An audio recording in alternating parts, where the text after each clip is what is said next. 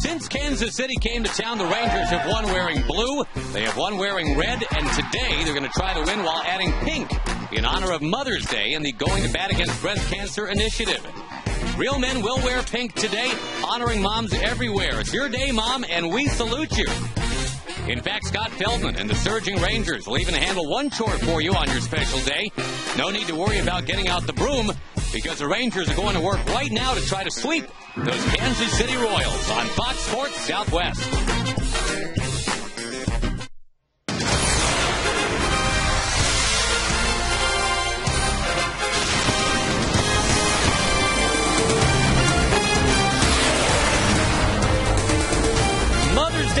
Ballpark, the Rangers indeed trying to sweep the Kansas City Royals. That's the gift that keeps on giving. It's an overcast afternoon and some scattered rain showers on approach, but just scattered. It's all about the players and their moms today. The Rangers players doing so well of late, 17-14 and in first place in that AL West. We welcome you to Texas Ranger Baseball today, along with Tom Grieve. I'm Josh Lewin, up the middle for the Rangers. We talked about it a little bit on the pregame show. You've got Ian Kinsler back, Elvis Andrews steady as ever. They're just so much fun to watch. Yeah, and it's not a coincidence that the Rangers have started to play really well in May since Ian Kinsler came back. The other guys filled in well at second base, but you can't play as well as you can play without all your all-stars in the lineup. And Ian adds energy, he adds flair, his defensive ability, the way he runs the bases, turning to double play, and partnering up with Elvis Andrus. It doesn't get much better than that in the American League. We say thank you to Kathy Kinsler, Ian's mom, for producing such a fine boy. The Rangers and the Kansas City Royals today for your enjoyment on Fox Sports Southwest. Scott Feldman looking for his second win of 2010, and the Rangers trying to extend their lead in the AL West.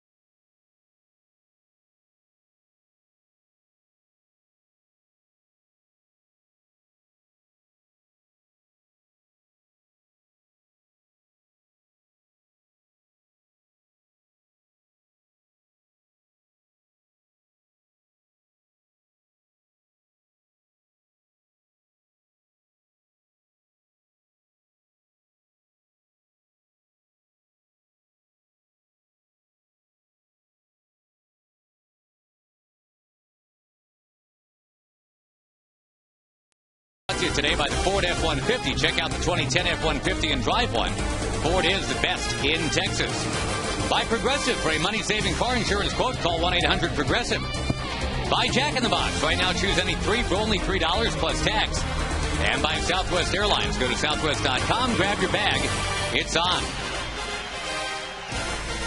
Young Ranger fans meet their heroes as the Rangers take the field today. Michael Young happy to oblige with an autograph. Same for Scott Feldman, today's starting pitcher. Scott is 1-3 with an ERA of 5.45 and knows it's the time to really get things turned around for him. The Rangers yesterday pitched well enough to win, and they got some late hitting from Ian Kinsler. A 3-2 final over Kansas City, and indeed a chance now to sweep the Royals in a 4-game series for the first time in 20 years. The Kansas City lineup presented for you right now, brought to you by Southwest Airlines. David DeJesus, who has hit Feldman well in the past, followed by the speedy Scott Podsednik. Billy Butler and Jose Guillen, Callaspo and Aviles, Kendall and Meyer, Yuniesky Betancourt batting ninth for the 11-20 Kansas City Royals. The 27-year-old Scott Feldman last year didn't have his third loss until the middle of June, Tom. He's already 1-3 here in 2010. Yeah, overall it doesn't look that good. 6 starts, 545, 1-3. Tuesday at Oakland, the line doesn't look that good. 7 innings, 10 hits, 7 earned runs. But in that game at Oakland, he retired the last 12 hitters after giving up 7 runs in 3 innings. He's also pitched pretty well at home this year. 4 home starts, his ERA is 3.42. His 2 road starts have not gone very well. He had a road start at New York, 2 1/3, 4 runs. At Oakland, 7 innings, 7 runs. Actually, in his 6 starts, he's had 3 pretty good starts. His first 2 starts were 2 7-inning starts. Gave up a total of 4 earned runs. He had a good start here against the White Sox. 6 innings, 1 earned run. I think the best way to describe Scott this year really has been inconsistent. I think the one pitch that he's lacked has been the consistency of his sinker. That's his bread and butter pitch. We talk about his cutter, talk about his curveball, and they're all good complementary pitches. But when Scott's at his best, his sinker is his best pitch, and he's getting a lot of weakly hit ground balls. And I don't think that's been a consistent part of his repertoire yet. And a big shout out from Scott to his mom back in Burlingame, California. Knows that she's watching right now as Sonny Boy deals strike one.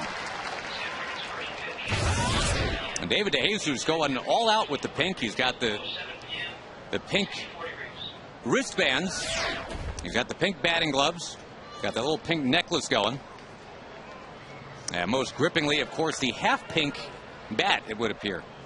Haven't seen that one yet. Most guys either go all pink or no pink. I think what the thought behind the half pink is the bottom of the barrel, the white part, you can get a better grip on. If it's all pink, it's kind of all slippery, and you really have to doctor it up with pine tar. It's probably a little bit easier to handle when the bottom of the bat that you grip is just like your other bat.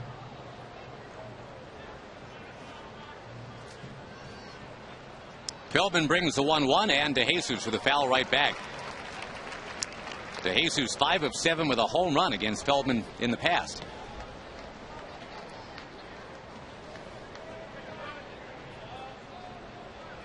The Royals are grinding to a halt on the end of their 11-game road trip. This is the last stop, last game before they get to go home.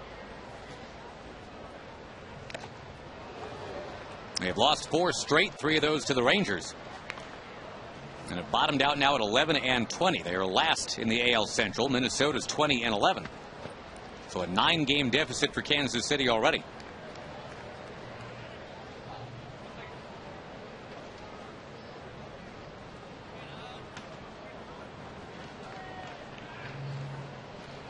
Got him.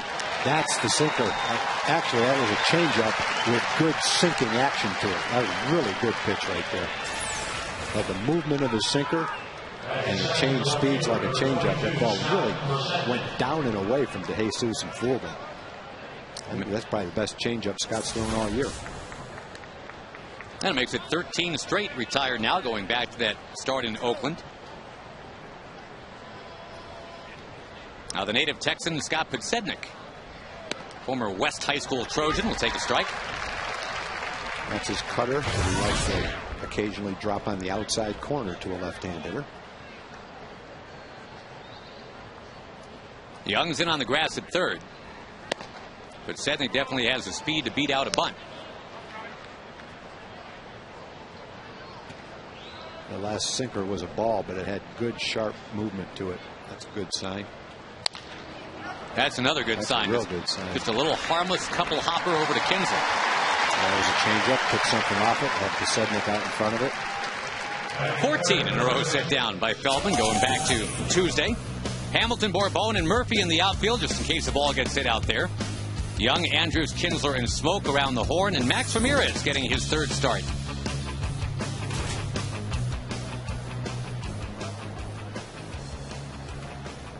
Jared Saltalamacchia continues to tear it up at the plate down in AAA. 14-game hitting streak. The Rangers don't seem to be in any hurry to make a swap out. They're happy with what Max is doing. They still want Salty working on his throws a little bit.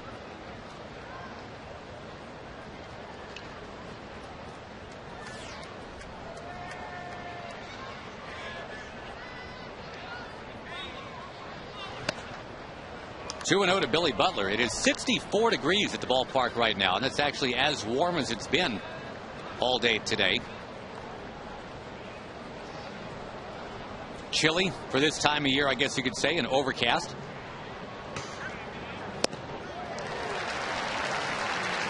That cutter on 2 and 0. It's 2 and 1. And again on Mother's Day, the Rangers have done a nice job of catering to that Mom's Day crowd, and rolling out the red carpet for the moms this afternoon. In there, 2 and 2. Seen all Scott's pitches today. Now that he's dropped that curveball in, good sharp break to that curveball. Good changeup, good curveball, throwing some good cutters. And there's the sinker. That's Scott's pitch right there. That's the pitch that's been missing in a lot of his starts. He's got that pitch. He's back. Little shards of pink bat all over the infield, too. Great start for Scott Feldman.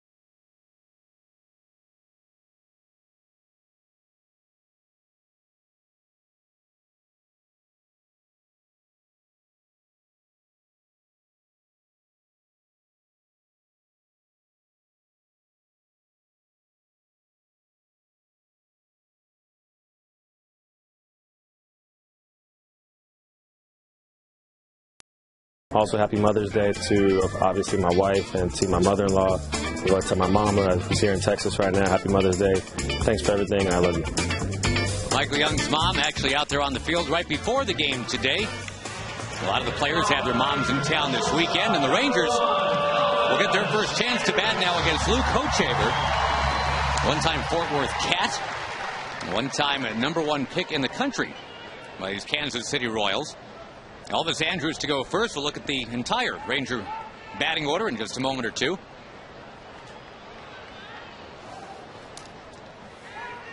Hochevar's in at 3 and 1. ERA in the 5s, and he'll pump in a strike to Elvis. Scouting out Luke Hochevar. 6 starts. His ERA looks a little bit high, but he's had some good starts against the White Sox. 6 innings, no earned runs in that game. battled through 4 walks. Only given up 1 home run, gave up 23 home runs last year. You know, he's a guy that is young. He's young, first pick in the draft. You go back to 2006. He's obviously got excellent stuff. He's been inconsistent, just getting his feet wet at the big league level. But if there's ever a guy that you could look to and say, on his day, he can definitely shut you down, even though his overall stats might not appear that way, it's this kid. I mean, we've kind of said the same thing about Gavin Floyd with the White Sox last homestand. The stuff is there, it just doesn't always click together all in one start. You know, look at last year, his ERA was .655, but he had a game against the Rangers, 7 innings, 2 runs, no walks, and 13 strikeouts. He had a 3-hit shutout at Chicago. Then he had a game where he beat Cincinnati 4-1, 9 innings, only threw 80 pitches. So on any given day, this guy can be really good. Yeah, he is kind of like Gavin Floyd in that regard.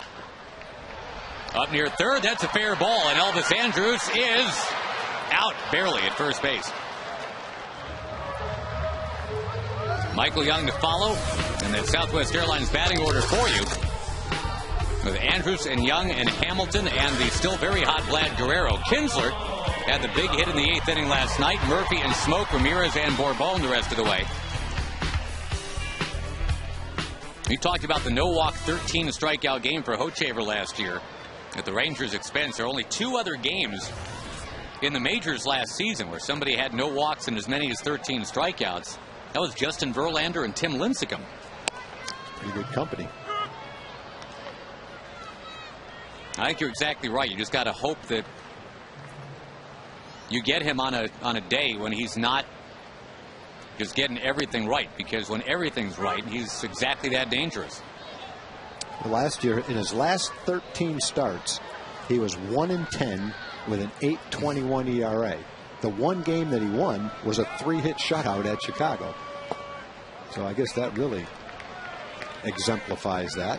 He's really struggled the last 2 months of the season, yet in between, he threw a 3-hit shutout.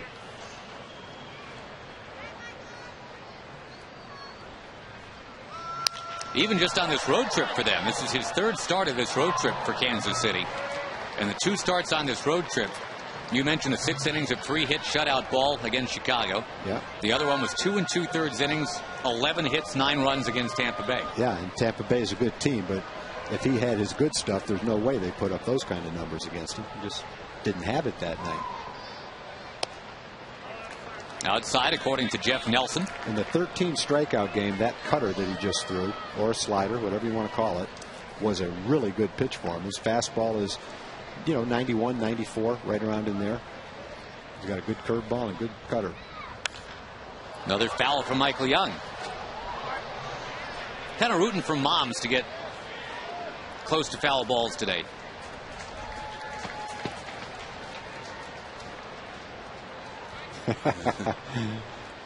Mom's pretty happy when grandsons get balls too.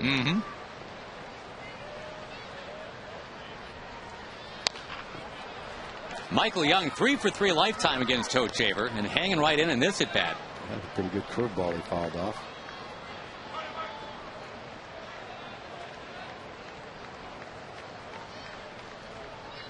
The Rangers working on a 3-0 homestand right now. They've won 7 of 9, 9 out of 12. First place team in the AL West. Tough take, but Michael Young spins that count full, 3-2.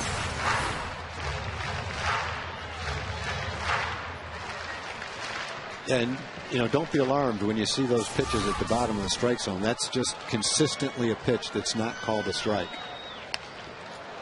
We're going to see a 10th pitch of this at bat now with Michael Young. It'll be a frustrating exercise here for Hochevar. The Rangers really battled Gil Mesh all night last night, made him throw 128 pitches.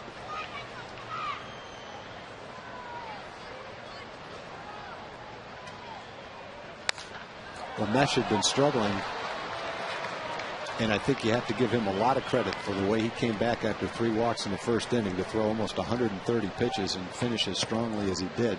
It's a tough game for him to lose. It would have been a great one to win. But the Rangers hung tough and snuck out a nice victory. But for Gil Mesh, that's a game he can be proud of. The 11th pitch to Michael Young. Wow, did he earn that walk? Just flat wore out Luke Hochevar. Josh Hamilton will come up next.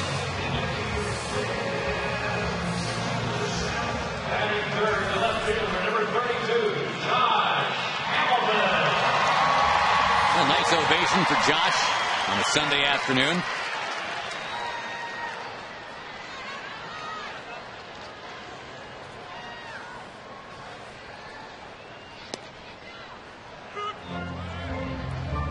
That 3-2 win for the Rangers yesterday was saved by Neftali Feliz. That's 6 saves for Neffy in the Rangers' last dozen games.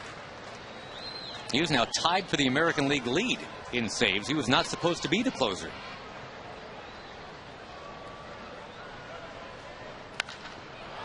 Hamilton fouls it to the left. 8 saves is actually tied for a Rangers rookie record. And it's only May 9th. But already Neftali is right there with Mitch Williams and Steve Foucault. It seems like he's also answering the question on could he pitch on back-to-back days? Could he handle the workload of getting up, warming up, pitching frequently?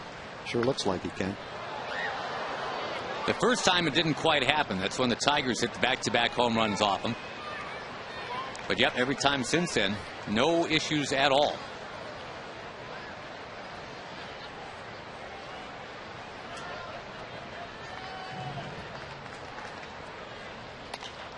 Back to Hochevar, a little bobble and a double clutch that costs him.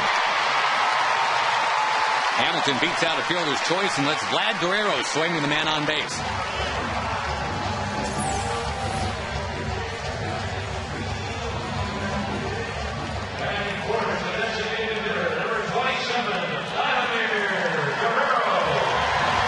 Did everything right except didn't get rid of it quite quickly enough.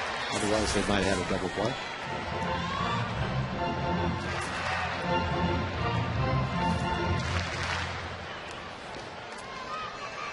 What a fun homestand for Vlad Guerrero already.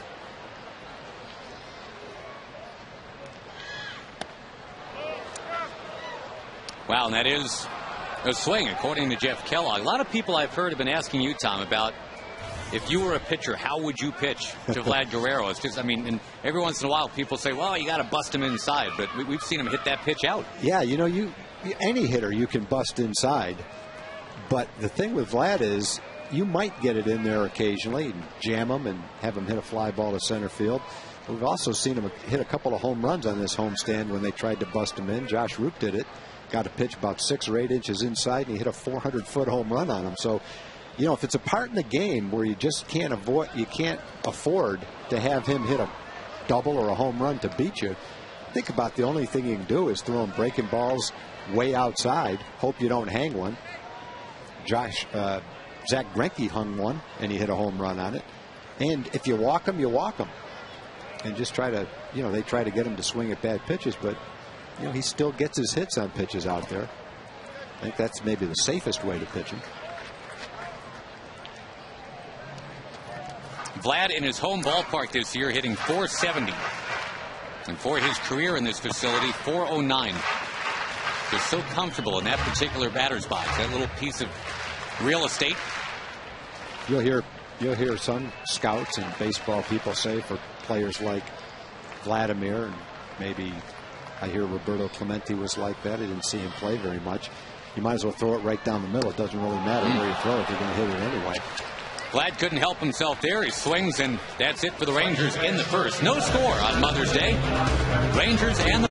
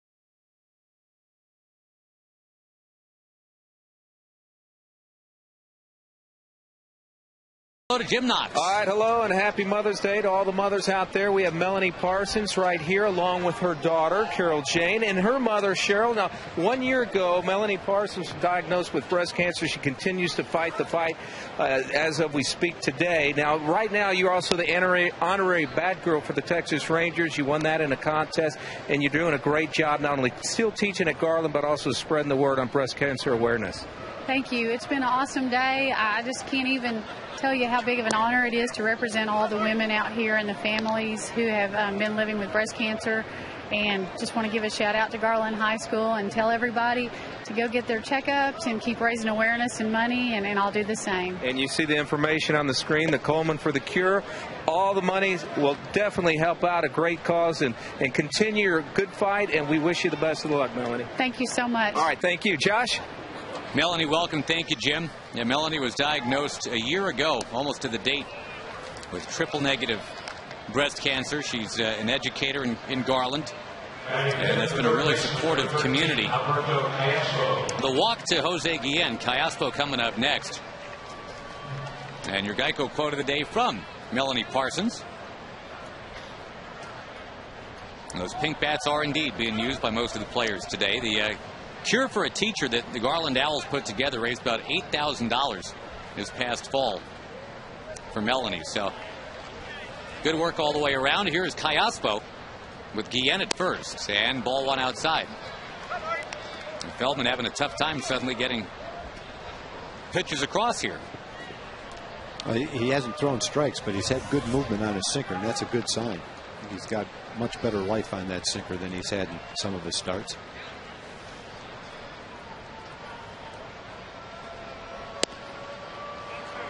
Again, it moves a bit too much. 2-0 to Callaspo.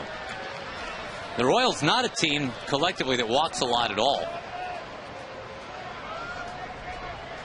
Their pitching staff quite the other story. The Royals and the Angels have walked the most. Boy, the Angels are really scuffling. So they have beaten Seattle a couple times in a row. Yeah, if you're scuffling, that's been a pretty good remedy early in the season. Go play Seattle. The Mariners fired their hitting coach, Alan Cockrell. And they have lost 8 straight.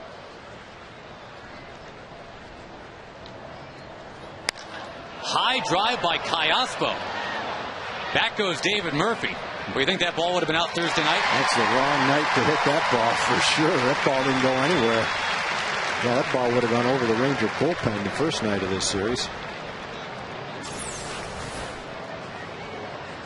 Yeah, he got a pitch right down the middle of the plate, took a good swing at it, and didn't even get it to the warning track. Luck of the draw, as they say.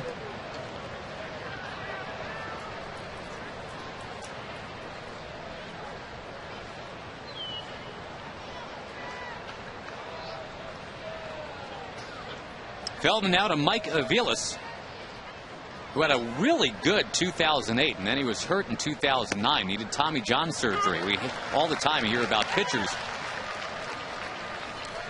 going under the knife for Tommy John surgery, but position players can have that happen for him too.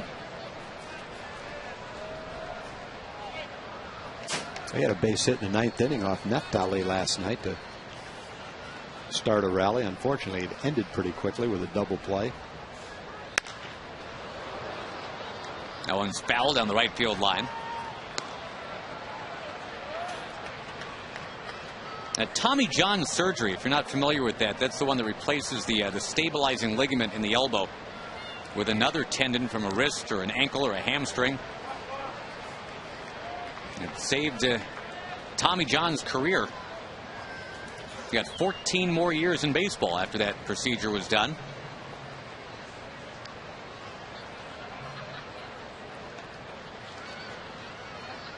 Dr. Frank Jobe was the first to bring that to everybody's attention. He never did trademark that procedure. In fact, he openly taught it to surgeons all across the country. And it's just kind of an accepted thing all around baseball and all the sports now. It was an experiment back then that Dr. Jobe thought could be successful. Tommy John was in a position where he was willing to take the risk because he could not pitch anymore unless he tried it. And it worked out pretty well for him. Leaping is Kinsler. It went glancing off his glove. and on into right field. So now 2 on, 1 out for Jason Kendall.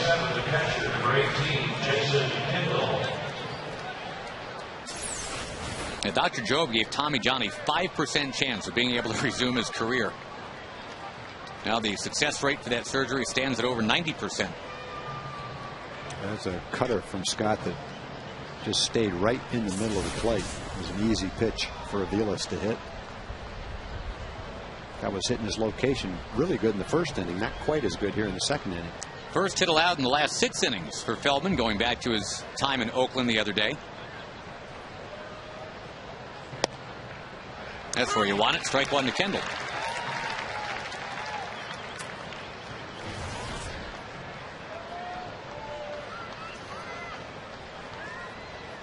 Kendall now a grizzled veteran, I guess you can say. Longtime Pittsburgh Pirate. Some serviceable years in Milwaukee and Oakland.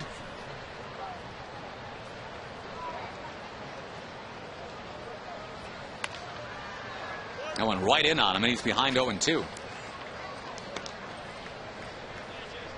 Jason Kendall passing Jim Sundberg very recently for 6th on the all-time list of number of games caught. Sorry, Sonny, you're 7th now. Sonny must have missed lunch today. He's having his popcorn instead. Has no idea we're watching him stuff that popcorn in his mouth. That's really not fair to do to a guy. They'll get us later. You can blame Dave Burchett for that after the game. Jim Sundberg was a big part of the Kansas City Royals World Series team in 1985. They have not even been back to the playoffs since the mid-'80s. He handled pitchers better than popcorn. Let's put it that way.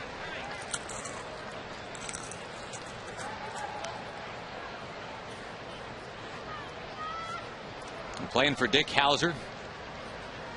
And Kansas City winning it all in 1985. They were just okay in the regular season. They were a 91-win team, not like a 105-win team.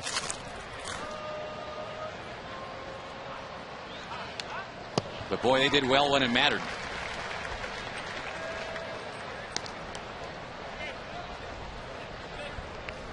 There's some really gripping World Series games in that particular series. Oh, we're just killing Sonny now. I say we. I just want to make sure it's not Josh and not Tom. We have nothing to do with that one. Letters should be sent in care of Dave Burchett, B-U-R-C-H-E-T-T-E. Kendall, another foul.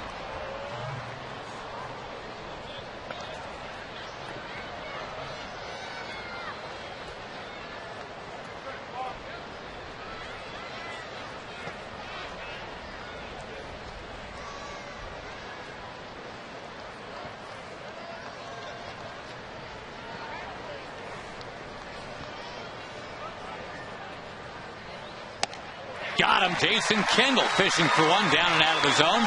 Kendall's not that easy a guy to strike out. Up there trying to make some contact. Scott threw that hard sinker down and away. Got him to chase it.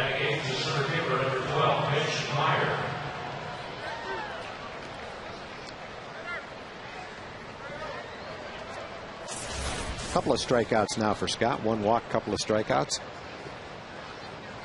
Now he's got to go get Mitch Meyer. Meyer had a great game defensively yesterday. Rob Vlad Guerrero in center field.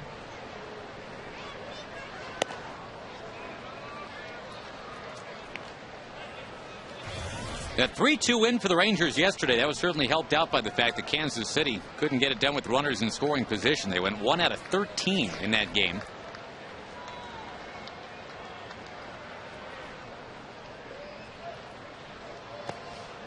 Had some good opportunities late in the game. They had a man on third base in less than 2 outs. Around the 6th and 7th inning. Had first and second, nobody out. Another inning. Had the leadoff man on late in the game. Couldn't move him around. A good pitching by the relief guys when it counted most.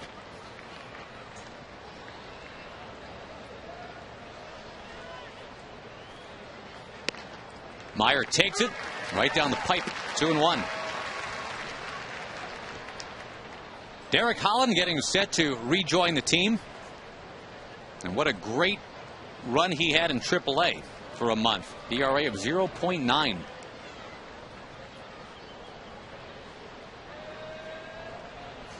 Derek had that little injury in spring training that held him back at the beginning of spring training and never really could quite catch up with the rest of the pitchers. So the stint that he had in Oklahoma City for a month had to be a great boost for his confidence. Get him right where he wants to be now that he's got the opportunity to return to the big leagues. Step right into the rotation and never look back. 3-2. The runners will get going now. Feldman working a little harder here in the second than he had to in the first. Walking Guillen, giving up that single by Aviles.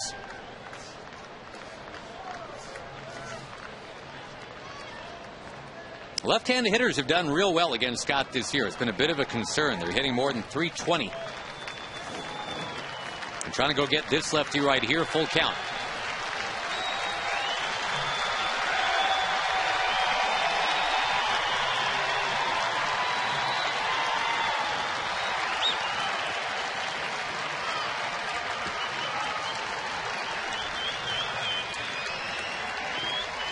Feldman with the sign he wants from Max Ramirez.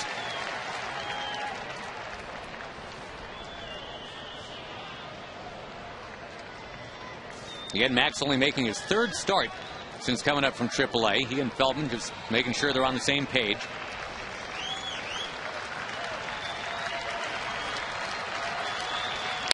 Tagged. Kansas City's got the lead. That one hung up there, and the Royals are going to get up 2-0 as Mitch Meyer doubles into the right field corner. Now, a lot of conversation silently between Max Ramirez and Scott Feldman about what to throw. But I think as it turned out, it was more where it was thrown.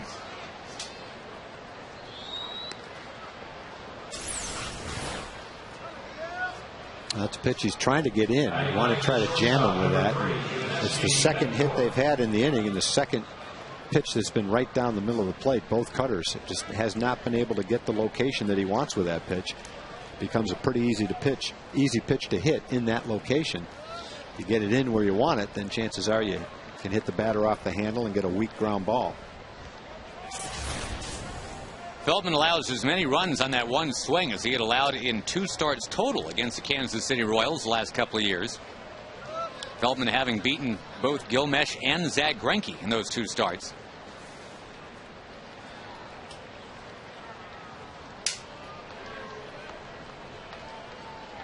Now Yuniesky Betancourt.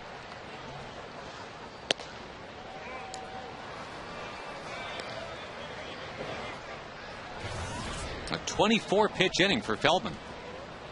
It's a turnaround from the first inning. In the first inning, he had good movement on all his pitches, used his changeup pretty well, had a strikeout, busted Butler's bat with a good sinker in, and then came back for the second inning, and the same location, the same movement, just not there.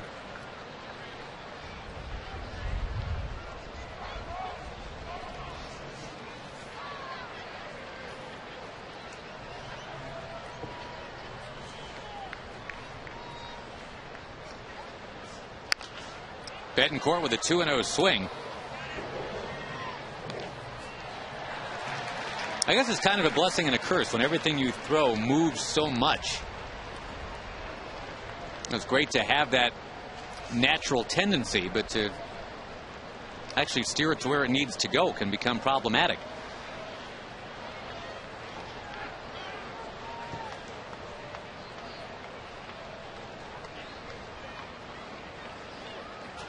Top of the order, DeJesus on deck.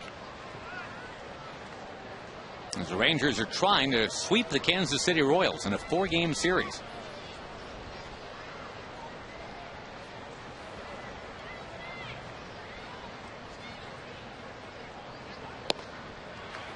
Right there to Betancourt, 2-2.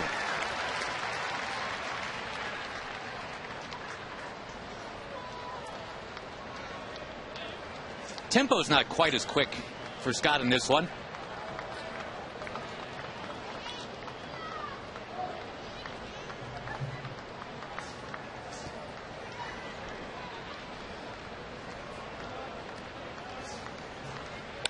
Betancourt near the line. It's foul.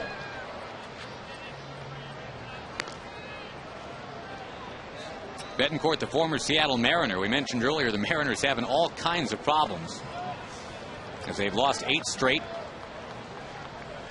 They're now 11-19. The Rangers are 5.5 games ahead of them.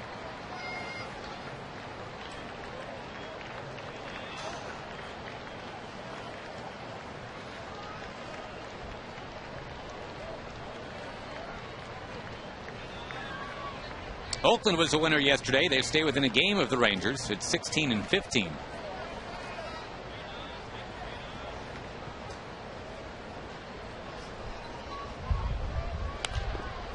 That ball lobbed towards the crowd by Betancourt. A pretty nice crowd today, despite the chillier weather. Fantastic crowd last night on a Saturday night, 36,000 plus, including a walk-up sale of more than 8,000.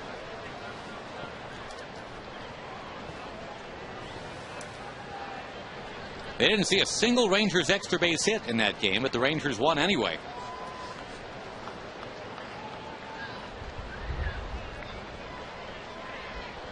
Two out pitch. The foul tip hung on to by Max Ramirez and the strikeout. We'll get Scott Feldman off the mound in a good mood. 2-0 Kansas City.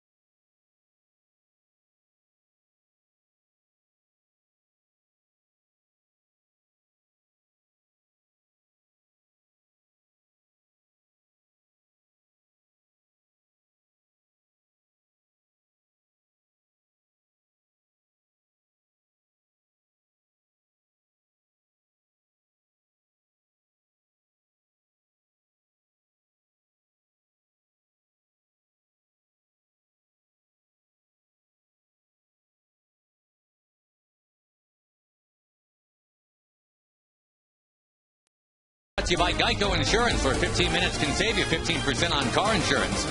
And by AT&T. See what's new from AT&T? Go to att.com for details.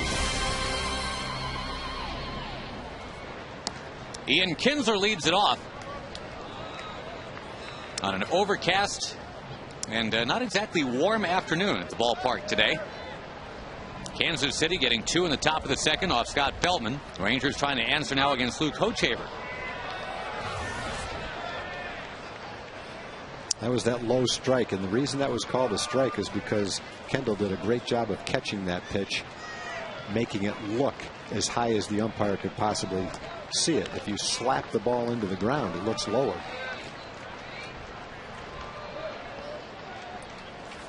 Cagey veteran back there, and the son of a big league catcher, Fred Kendall. You see how he catches that ball. That's the first one that you talked about. Watch his glove. See how he catches that and lifts his glove up while he's catching it? The umpire, anybody, you see that ball, it looks higher than it does if you catch it and move your glove down. That's what good catchers do. Kendall certainly is a good catcher. Otherwise, he wouldn't be the veteran guy that a lot of teams over the last 5 or 6 years have tried to acquire.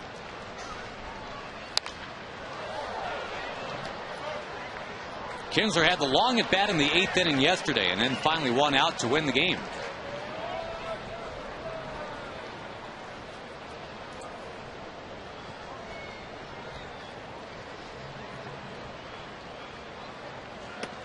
And now Ian hangs in, works the walk. The second one allowed by Luke Kochaver. David Murphy will come up next. And folks, you can reserve the very best seat locations for 61 games here at the ballpark. First game of the prorated plan is Monday, May 17th against the Angels. Go to TexasRangers.com or call 972-RANGERS.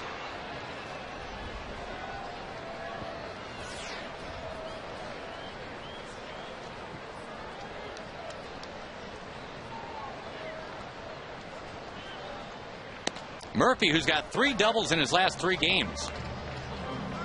And it sure seems like Kansas City has some sort of scouting report that says keep it away from David Murphy. He's seen a lot of pitches right on that outside edge in this series. It's probably a pretty good scouting report in this ballpark to the left-hand hitters, is to keep the ball away from them, especially after they watched the first game here where the ball was just flying out. Probably feel uncomfortable giving left-hand hitters anything they can pull because of the way the ball carried out of here. Today, it doesn't appear to be that that's the case. Well, that ball was hit by Kai Aspo in the 2nd inning. Just kind of died on the warning track. Kind of gave you some pause.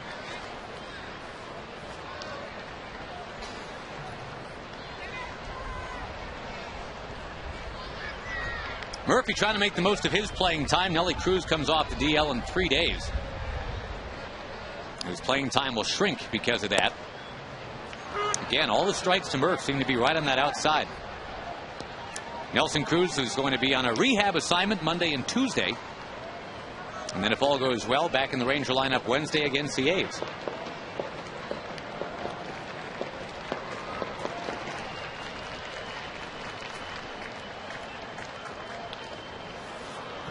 Keep in mind the Rangers stole 4 bases in the first 2 innings yesterday.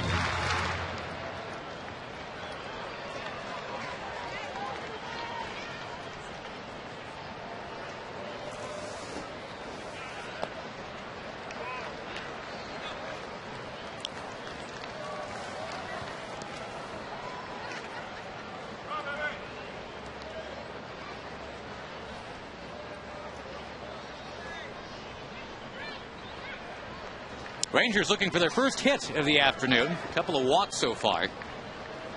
Yesterday's starter Gil Mesh walked 7. Kinsler goes. And Murphy takes kind of a defensive chop at it. He's drawn another catcher's interference, as David Murphy. That's 3 of those. Ken was looking at him. They usually happen when the guy's running and the catcher steps out to catch the pitch. And I'm sure there's a little bit of something to David's swing that comes back like that more so than other hitters. But take a look at it right here. Kendall comes forward to catch the ball, and David hits his glove. You can actually hear the bat hit the glove from all the way up here. Yeah, Kendall's running out, and that is interference as charges an error on the catcher.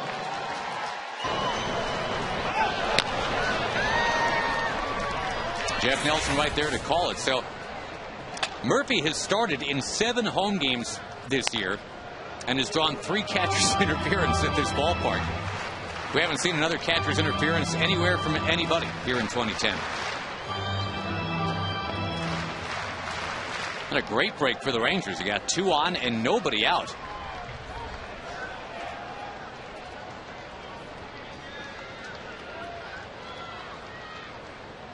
Runners both on the move. Kendall throwing to third, and it's going to be in time. The Rangers have been so good at stealing third, and Ian Kinsler has been number 1 on that list.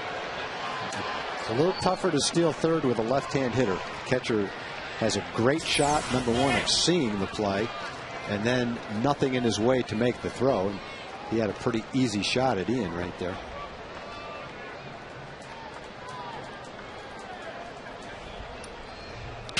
Ian had been 24 of 25 lifetime stealing third base. And the only time he had been caught, it was actually on a pitcher to shortstop pickoff play, and they got him going from second to third. That's the first time a catcher has ever thrown Ian out at third base.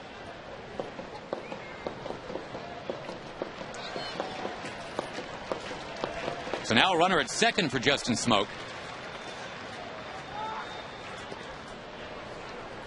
And again, going towards the outside part of the plate against the lefty is Hochaver.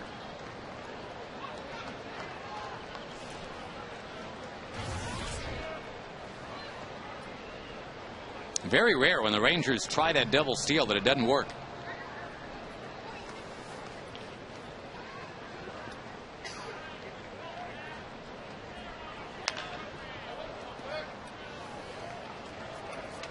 Smoke had his 7-game hitting streak stopped last night, but he stole a base in the game yesterday, the first of his big league career.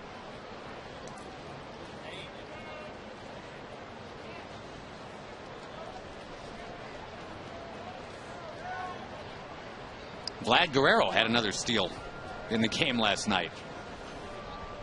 I think you could have won some money if you'd bet somebody that at this point of the season, Vlad Guerrero and Julio Bourbon would have the same number of stolen bases. Yeah, and I think that's, you know, the reasons are obvious. Julio just hasn't been getting on base the way he will. And Vlad's feeling so much better this year than he was last year. His legs feel better. And maybe he's catching the other teams a little bit by surprise.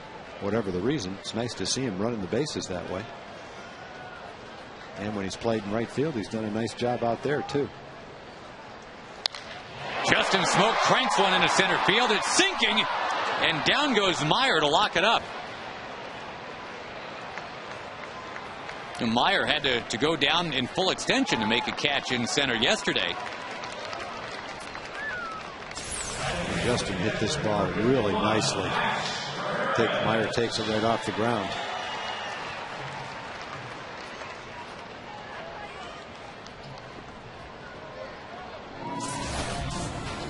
Hochaver gets a visit from Kendall now as they plot how to go after Max Ramirez. Max just 1 for 7. But the one hit was against Doug Fister, who until yesterday was leading the league in ERA. We should give a shout out to the new leader in the American League in ERA right now. That would be Mr. C.J. Wilson. Because Doug Fister gave up a few runs yesterday, C.J. is now number 1 in the entire American League.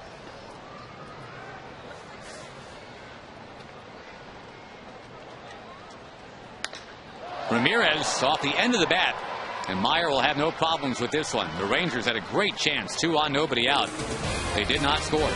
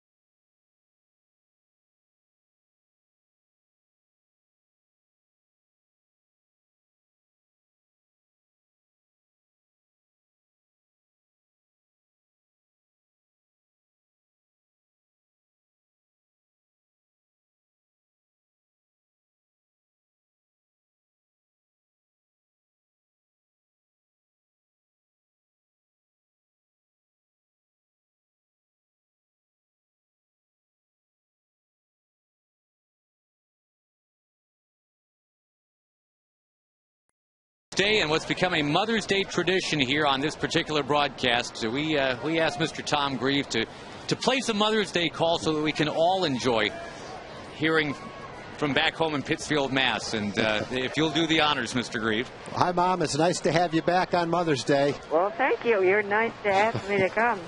I think you might be getting a little tired of it. No, we never get tired of you. Well, some of your watchers might. No, they're the ones that want to hear you. Good. We do have a very flattering picture of you up on the screen now. It was taken a few years ago. Is it very old? No, it's very nice. Very nice good. picture. I'm glad it. How is your Mother's Day going so far? Going pretty well. It's very cold here, about 40. Oh, boy. Yeah. Anyway, I don't go out in this weather. What have you had a Mother's Day dinner or anything today? No, we haven't. What we had was red beans and rice. Oh, wow. So that's a good meal for us. It's a step up from last year's sardines. Right. We've had some good stuff. I've got a lot of new food now because we're doing Meals on Wheels. Oh, really? Yeah. How's that going? Well, it's going great. I mean, it's just like home cooking, really. Some days good, some days bad. Yeah. But no one can blame you, right? No, there's a lot of different things, too. Oh, good. And I still got my favorite hot dogs. Glad to hear that. And Dad likes it, too? Yeah, so far it's going very well. Good. 1-2 the count, by the way, to David DeJesus leading off for the Royals here in the third. 2-0 Kansas City. The annual placing of the Mother's Day phone call from Tom Grieve to Mom. That ball into the alley in left center field. And David DeJesus, who can really fly all the way to second base already, he'll pull up there. And he's got himself a leadoff double. Scott Feldman, after a really good first inning, struggling since. Mom, I was talking to Candy. That's my sister for our viewers. Yeah. The other day, she said you had some excitement in your yard the other day. Is that? We did. We had a raccoon. Oh, really? Yeah. When I looked out, I saw it in the morning, and it looked like a big brown blob of something like dirt, maybe.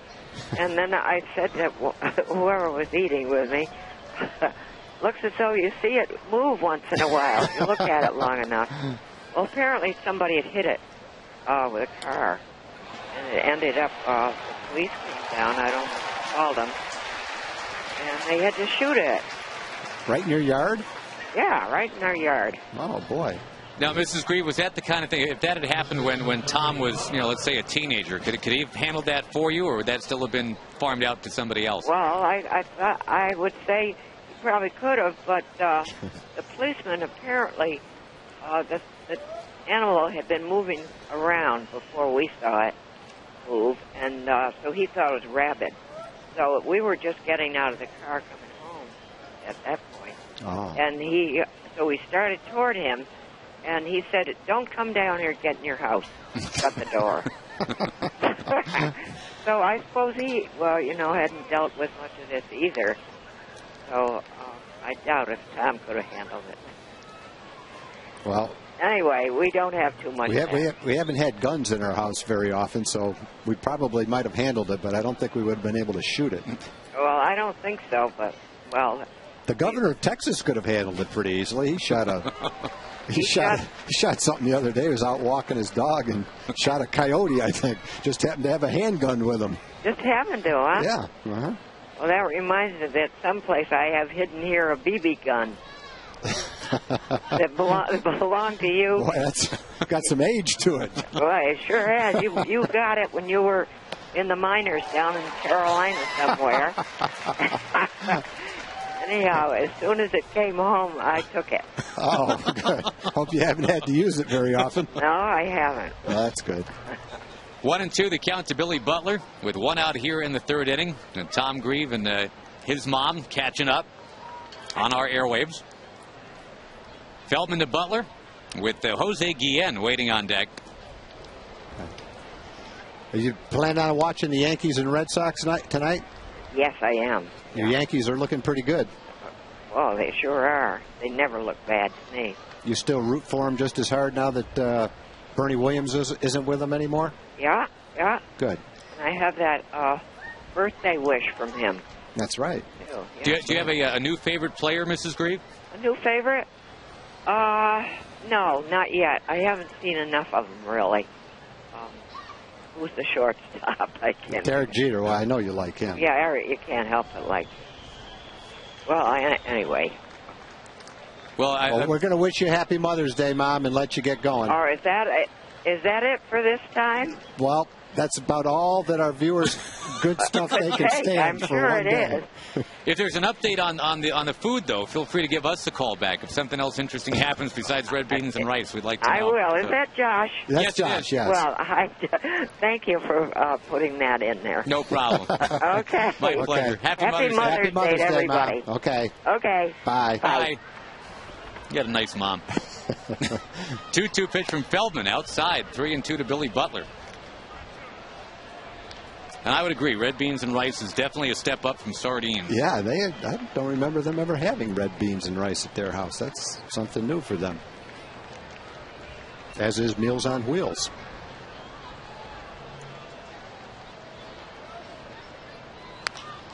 Butler sends one towards Murphy and right. De Jesus set to tag, but thinks better of it as Murphy zips one in.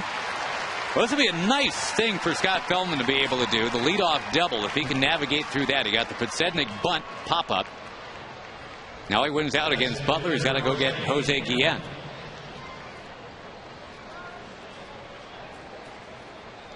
I think the Royals have popped up at least 3 bunts in this 4-game series.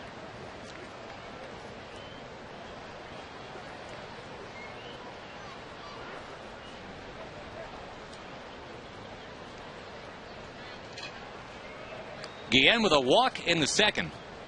Only walk allowed by Feldman so far. Guillen's a dangerous hitter. Leads them with 8 home runs, 21 runs batted in. He was just shy of 100 RBI in both 07 and 08. Then last year had only 40, playing barely half a season because of injury.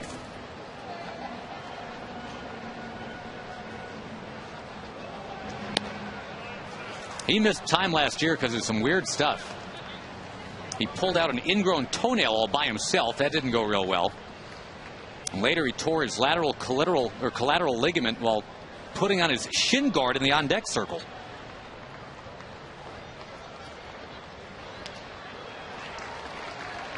And he had some run-ins with the media and the fans last year. It was not a great year all the way around.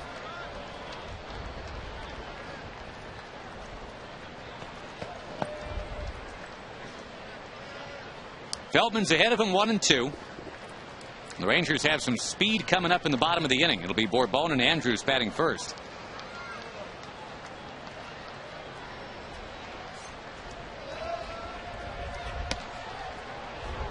Close, but no. 2-2.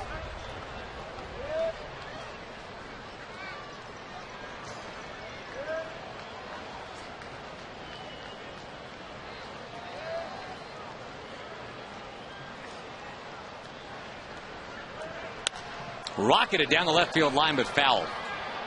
That one hanging, but it's a good 30 feet foul.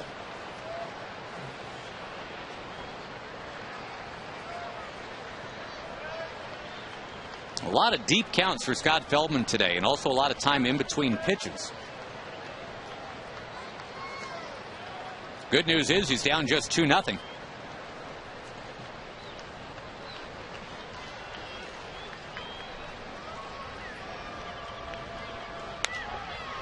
Another foul ball.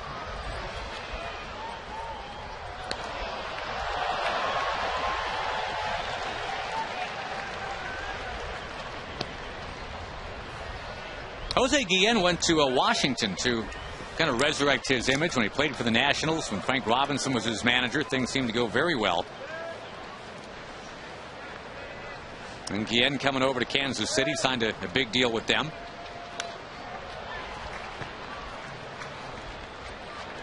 Remember in 2004, right in the middle of a career season, actually in the final 10 days of a career season, he was cited for insubordination and just dismissed by the Angels, who were at the time were in a 3-team race for this AL West.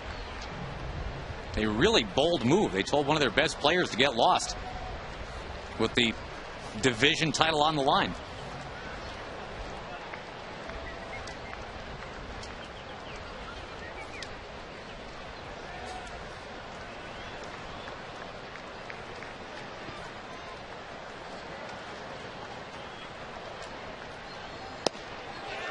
Oh, Feldman thought he had it. Good try. It was a good pitch.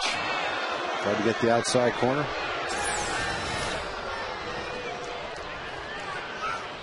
Close, but didn't quite get it.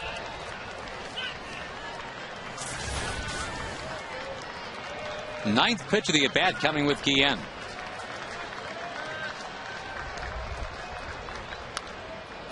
A lot of foul balls today for Kansas City. And the thing with Scott, and this is, I mean, there were a couple games last year where he had an 8 strikeout game and an 11 strikeout game, but he's not really known for having that put away, swing and miss kind of third strike pitch. He doesn't have a game this year where he struck out more than 4. When he's got his sinker working, that's not a strikeout pitch, but it gets a lot of weak ground balls and a lot of outs that way. And that can be just as good a pitch.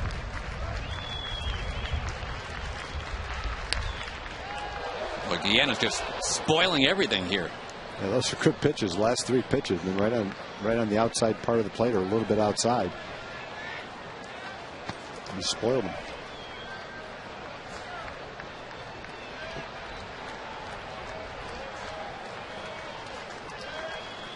Seen nothing on the inner third yet at all in 10 pitches.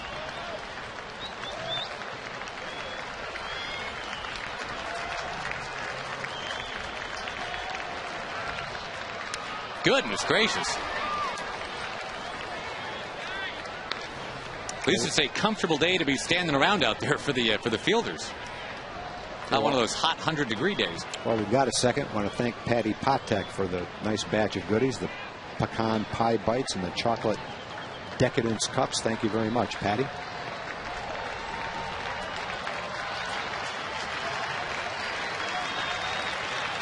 The 3-2 pitch again. Wow. Ball 4, and Mike Maddox comes out to talk to Feldman.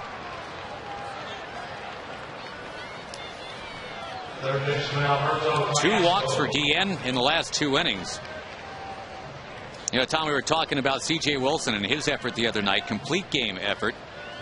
And with Doug Fister's ERA going up to 1.71, there it is, your top 5. And isn't that interesting that the top 2 ERAs right now are 8th inning guys from last year? C.J. Wilson for the Rangers and Phil Hughes for the Yankees. Yeah, a lot of new names in that top 5. Although some names you'll probably see frequently in the future. In the National League, I think it's interesting, too. You've got Ubaldo Jimenez of Colorado, who had that no-hitter earlier this year. And the ancient Livan Hernandez is second at 0.99 over there. You got guys that you'd expect right behind that, like Tim Lincecum and Roy Halladay. But then a guy like Barry Zito, who's completely bounced back. Callaspo to right. Boy, after an 11-pitch at bat, a 1-pitch at bat. And Feldman, after all that, out of the inning, it's 2-0.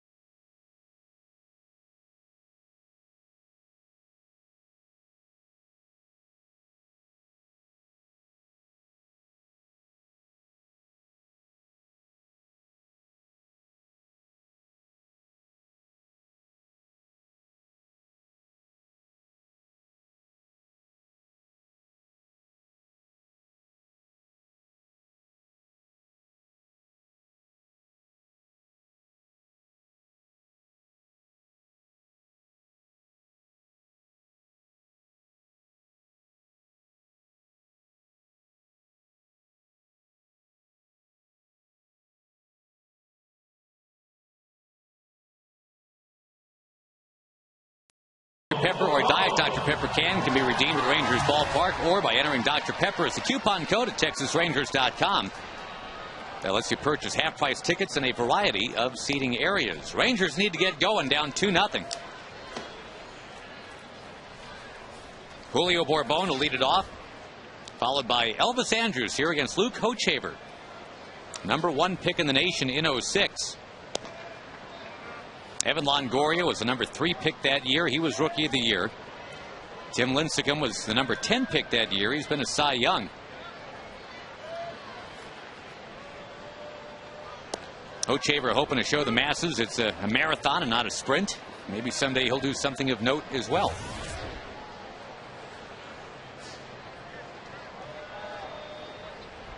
A lot of these young pitchers in the draft today, especially college pitchers, get to the big leagues pretty quick. Little roller. Scooped up? Nope. No scoop. No scoop for you, Mike Aviles. And no chance if you did scoop it, you weren't going to get Julio on that ball. So a lot of the pitchers get to the big leagues so quickly, you know, with 150, 175, maybe 200 minor league innings, that they're not a finished product when they get here. Sometimes it takes them a couple of years to get the hang of it. That's what the Royals are hoping. And when you look back at all the #1 picks, there have been 10 college pitchers that have gotten #1 overall in the draft. No 20-game winners or Cy Young winners ever out of that group. Mike Moore, Tim Belcher, Andy Benes, Ben McDonald, Paul Wilson, Chris Benson, some of the better ones. Yeah, a lot of good names, a lot of good pitchers, but not necessarily a top-of-the-line guy. The Rangers have one pitcher this year on pace to be a 20-game winner. It is Frankie Francisco. Yeah, that's unusual for a reliever to have that many decisions this early in the year. Yep, Frankie's 4-3. Good take by Elvis. Gives Bourbon a little bit more time to kind of figure out whether or not to go against Hochevar.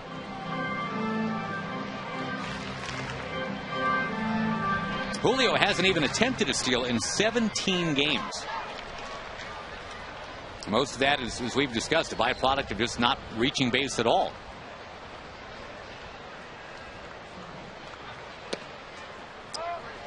Julio wanted us to say hello to his mom today, Estella. She's already been in twice this year to watch Julio play and should be in again later this month or next month. A lot of players had their moms here today. That was a nice ceremony. Hochevar quicker to the plate, gets the strike.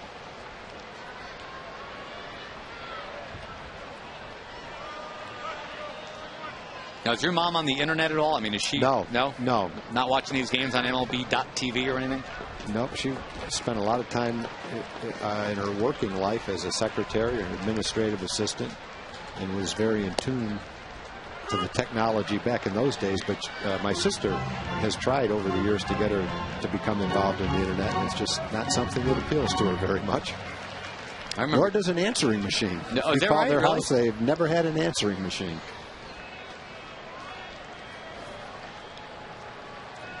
There goes Bourbon. Good jump, and that is ball 4. Here come the Rangers. Second straight inning. They've had 2 on and nobody out. And you've really got some speed to work with now. I know the double steal didn't work last inning, but if the Rangers want to try something like that again, Bourbon and Andrus are now your runners. Michael Young, the batter, to be followed by Josh Hamilton.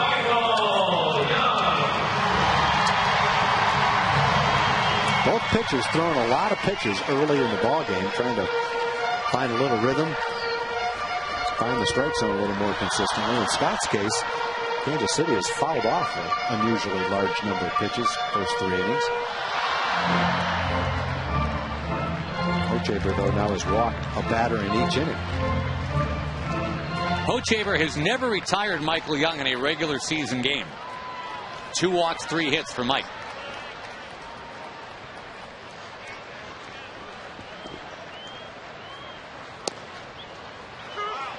Bullet for strike 1. Michael did not look pleased.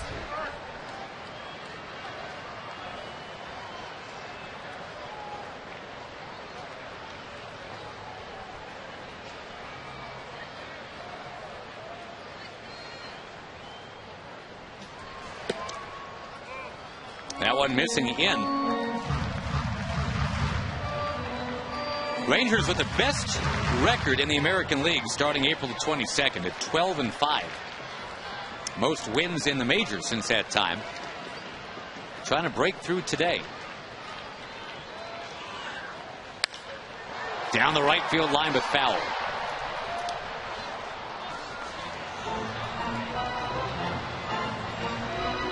Rays and A's are underway. No score in the first inning. James Shields going for Tampa Bay today. The Tampa Bay team 22-8. The Yankees are 21-8. They play the Red Sox tonight. A.J. Burnett, who's 4-0, 1.99 up against John Lester.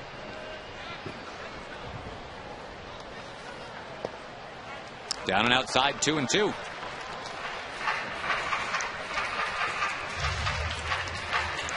Twins have a 6-0 lead on Baltimore today in the 8th. The Twins, another team with a great record, 20-11. Baltimore not so much at 9-22.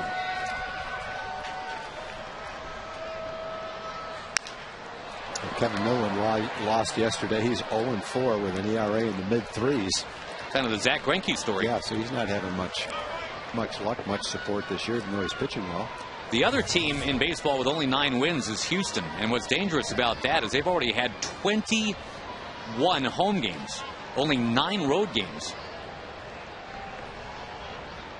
So it's only going to get tougher for the Astros going out on the road for a bunch. They're 6-15 at home. That's not good. I got this great speed aboard, a 3-2 count, and Josh Hamilton on deck.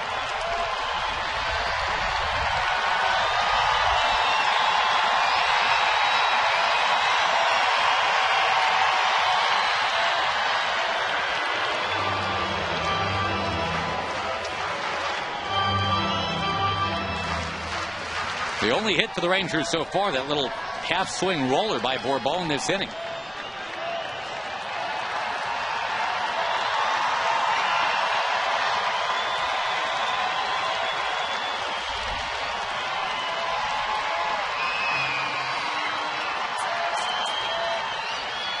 Runners are not going. Michael Young is on. They're loaded up for Josh. 4 walks already. Yesterday, Gilgamesh walked 7. They got a pony up to the bullpen phone already. The Rangers haven't had a whole lot of luck early in the game hitting the ball. They had one infield hit by Barbone, had a line shot to center by Justin Smoke that was caught. They haven't had a lot of pitches to hit. Off speed upstairs. He's struggling with everything right now. That means Josh Hamilton can just kind of keyhole in on whatever he wants. And if he gets it, you take that big grand slam swing.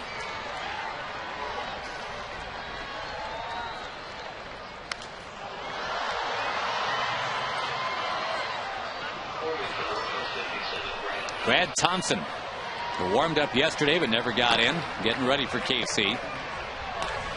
Josh only has 2 career grand slams. His first one was against his Kansas City team in this ballpark 2 years ago. Slowly hit. Going to get 1 out, and that's it. The Rangers are on the board. And they've got Andrews at third now, only 1 out.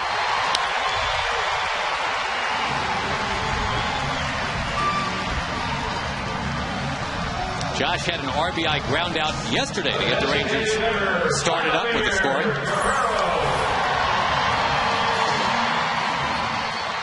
They get the easy out, but all they can get is 1. They can't turn 2 on that. You got a man at third for Vlad. Good chance to tie the game up. Got the right guy up there, that's for sure. Vlad with his mom before the game. His mom has been a fixture here in Arlington pretty much for most of the year. A high fly ball from Vlad. It's in the shallow left field. Will they test out the arm of Podsednik? Yes, they will. Here comes Elvis. He scores, and the ball gets away. It's 2-2. It just takes such a good play to throw someone out. That was not a deep fly ball. And obviously, the outfielder has a shot, but it's just not that easy to make a really accurate throw, have the catcher hang on to it, and tag the runner coming home. And when you've got a fast runner like that, you take a shot at it, more often than not, you're going to come up okay. The Rangers, with only one infield hit, have scored 2 runs. Yeah, they got an infield hit and a soft ground ball to first and a pop up to short left for 2 runs. Now runner at second. Yep, runner at second for Kinsler. Ooh, did it hit him? It did. Give David Murphy a chance now.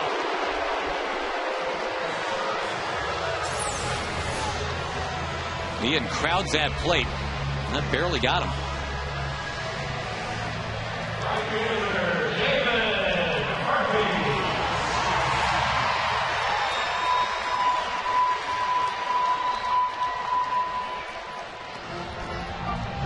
On the sleeve of that jersey. Wind picking up a little bit. The flags are pointed towards the right field foul pole right now. Runner going both ways. The double steal being tried again. Safe at second, safe at third. It's okay when it works, but it's a risky play with 2 outs.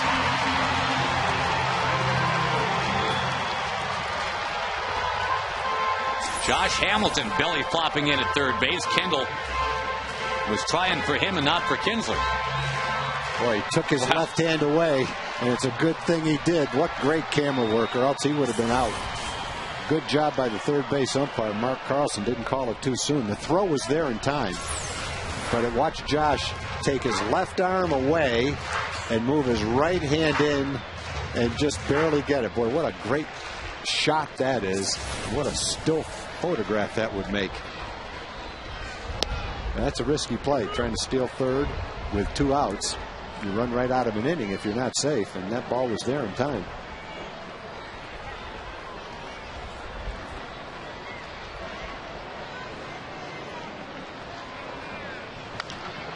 Murphy fouls it into the crowd.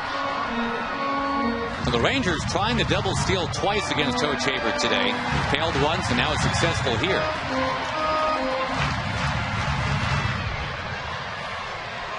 A little lob shot, base hit, ground ball base hit. Rangers grab a 4-2 lead now. Or that'll work too. It is 4-2 Texas. David Murphy takes it to the Snapple sign. He has doubled it, and the Rangers are on top. Well, Josh, you were talking earlier how the pitching gave it away, and that's probably why. That was one of the few pitches that he seemed to hit on the inside half of the plate, and as soon as he saw it, he drove it into the gap in right field for 2 runs. He's been waiting for 4 days to see that pitch. There it is on the inside part of the plate. Well, he just turns on it. That'll work too. It is 4-2 Texas. A pitching change coming. Luke Hochevar does not get out of the 3rd inning for the 2nd time on this road trip. Thompson is summoned. We'll take a break and come back. The Rangers now leading 4-2.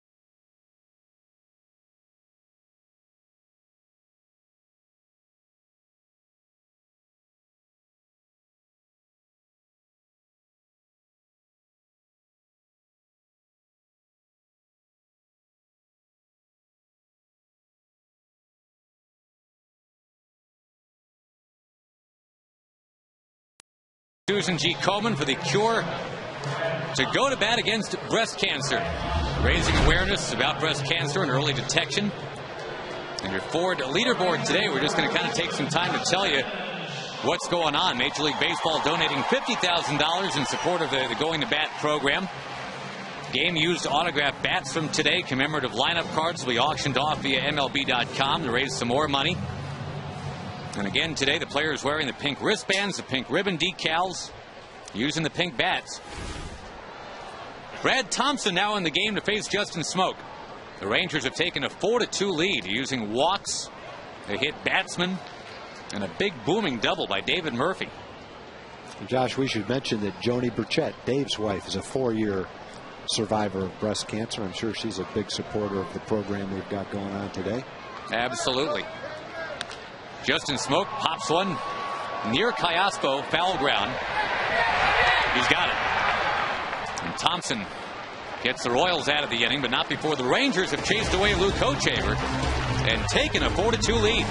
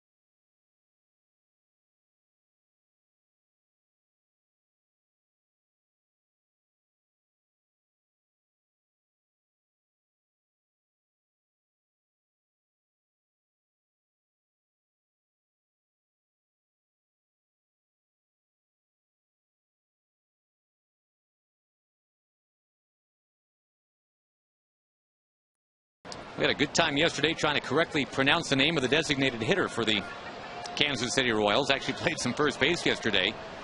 Kila Ka'ahua. And yes, he is Hawaiian. David Murphy is not. He's from Houston. But he has given the Rangers a 4-2 lead. A double into the right center alley.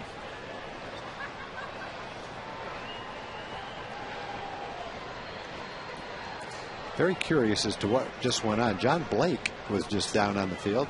Rangers PR master. Talking to the home plate umpire. Not sure what that was about. Oh, when John gets back upstairs, I'm going to go ask him. Go ask him. Maybe he'll tell you. Maybe he won't. Maybe it's top secret stuff. If he doesn't tell me, it's really something top secret. Feldman to Mike Aviles. Yeah, that's the scene about a minute ago. The lights are on. They're all working.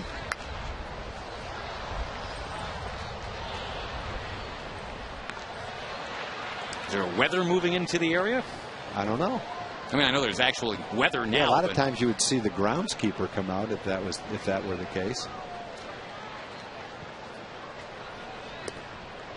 Feldman missing. It's 1-2. Well, you can be our intrepid reporter. You can go and see if John will spill the beans on what that was all about. Looking forward to it.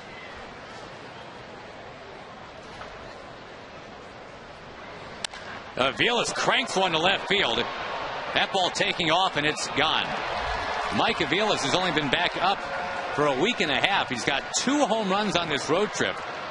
And just like that, the Royals back to within 4-3. That ball comes back Wrigley Field style. I thought when Scott threw the pitch to end the first inning to Butler, when he really ran the sinker in on Butler's fist, that the sinker was back. This one, you know, that was inside.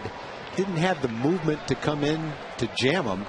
But when you see a pitch that far inside after a couple of pitches away, you just have to tip your hat to the hitter that he's able to hit that ball out of the ballpark. It's not the location's not terrible location. Might not have the movement that Scott might normally have on his sinker, but not that terrible a pitch when it's 6 inches inside like that. You don't expect to give up a home run on that pitch.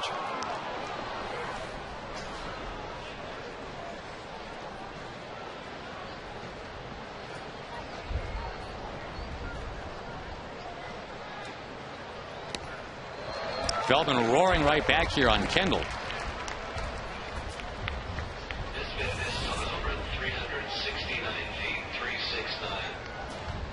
Again, the wind really starting to pick up. Kendall reaches out, pokes one towards the crowd. Feldman's already at 75 pitches, and as Tom was mentioning earlier, just a lot of foul balls in this Kansas City team. That's one sure way to get a guy's pitch count up. There's another one. Well, Scott's at 75 pitches right now with nobody out in the fourth inning. So we predict some bullpen usage from the Rangers today.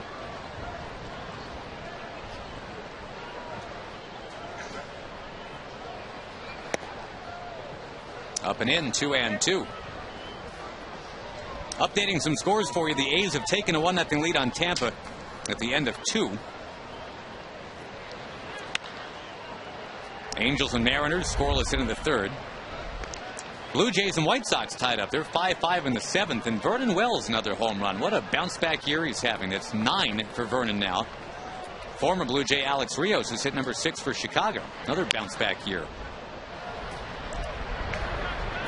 Well, kind of like Vladimir's healthier this year than last year. Same thing with Vernon Wells. Had the sore wrist, had the surgery. He's just playing the way he's capable of playing when he's healthy.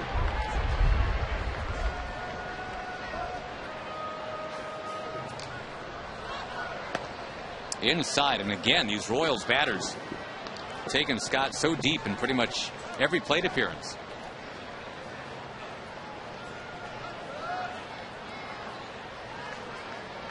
Another 10-pitch at bat. And Scott Feldman wins out. Smokes gonna get that pick.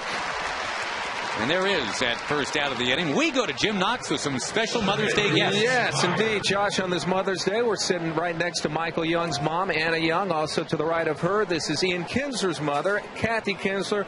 You guys so far had a nice Mother's Day? Wonderful. Look at the score. That's right, Kathy. Yeah, very good. All right, now let's talk about this. Looking back, your most enjoyable moments as a mother, being the mother of Michael Young, what was that? Well, when he was young and playing, I used to love going to watch him play, and afterwards seeing the excitement when they won, and when he was younger, even seeing the excitement even when they lost, because just being out there was fun for him. And Kathy, you? I think the most enjoyable was vacation time when we weren't running around to baseball games and soccer games and everything wasn't so stressful. I thought this was kind of unusual, just talking to the mothers, Josh and Tom, but both Michael and Ian, they were big soccer players growing up. Soccer and baseball were their sports. Soccer and baseball. Soccer was big in California, is big in California. No football or anything else? No football. Just we told him he could be a kicker if he wanted to play football, and that was it. Nothing else. Any big Mother's Day plans tonight going on? Staying home and picking up dinner. There we go. Same here. Just going to stay home and hang out with the grandbaby. Sounds good. Well, happy Mother's Day. Thank you very much for the time. Appreciate it, Josh. To both ladies, happy Mother's Day. Thanks, Jim. Now, of course, Michael Young and Ian Kinsler are such good friends and have been for years. The families have become very close as well.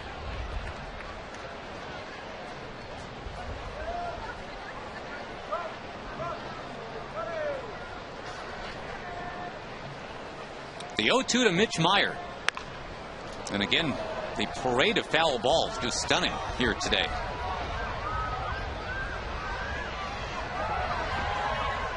Meyer winning out with a 2 RBI double in the second. That was all the scoring for Kansas City until the Aviles home run here in the fourth.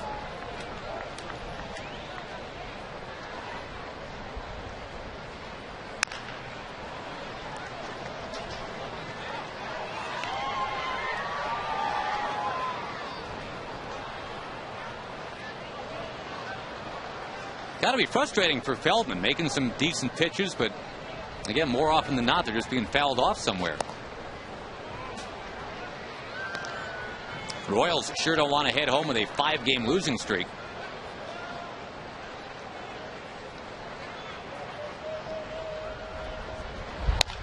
That ball whacked into right center.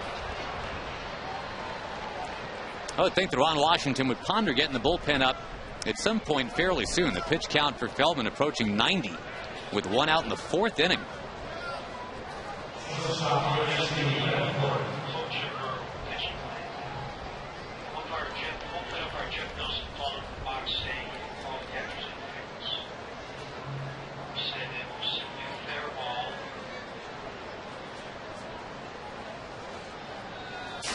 Double play is a possibility. Yuniesky Betancourt will be the Kansas City hitter. Tom Grieve is back from his intrepid journalism mission to find out what was going on with John Blake on the field. Evidently, what happened was that David Murphy's bat hit the catcher's glove, and the ball ended up in fair territory. So because no play was made on the ball, it's not ruled as catcher's interference.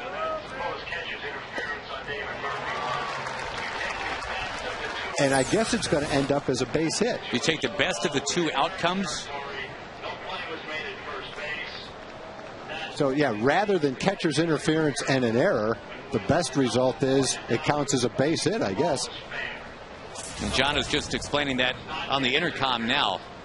So, all right, so take an error away for Kansas City. No catcher's interference and the weirdest base hit in David Murphy's career. Kinsler with a tag, not in time. As the Royals run to make sure there's not a double play. Kinsler looks a little shaken up, too.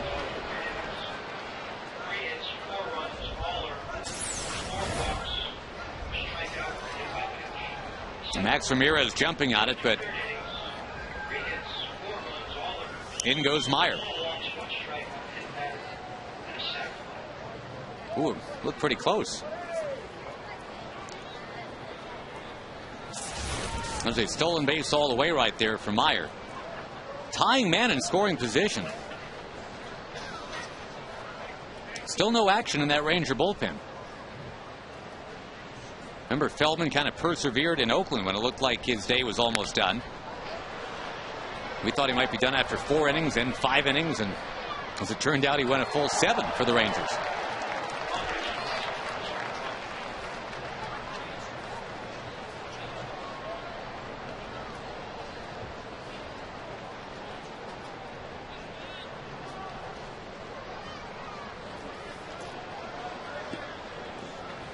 Now there will be some action in that Ranger pen. Doug Mathis getting up.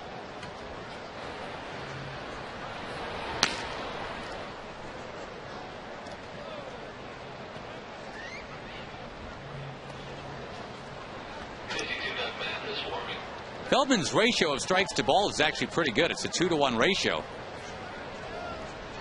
But again, because of all those foul balls, it's just a huge pitch count here. We've seen 3 10-pitch at-bats. We've seen an 11-pitch at-bat. We've seen a couple of 8s. Yeah, this has just basically been a major struggle for Scott. 92 pitches. Betancourt turns on this one. Hamilton won't get it. Kansas City will tie the game. That's Betancourt, the number 9 hitter, just punching it right inside the line. And nobody's more frustrated than Scott Feldman with how this year is going. He's got only 1 win so far. Had 17 last year. And the Rangers worked to get in that 4-2 lead, and now it's 4-4. He's just not throwing the ball where he wants to. It's as simple as that. He's missing his location. That's a breaking ball that he wants to be down and away. It stays up and on the inside part of the plate. Even though the hitter's out in front of it, he's still able to get the bat on it, keep it fair, drive in a run. I'm sure it is frustrating for Scott. And you hear it all the time. It really is, for a pitcher, it boils down to location. Can you throw the ball where you want to throw it? And that, in this game, has been a big struggle for Scott. It hasn't necessarily been the walks. He's walked a couple of guys. He walked Deanne twice in this game.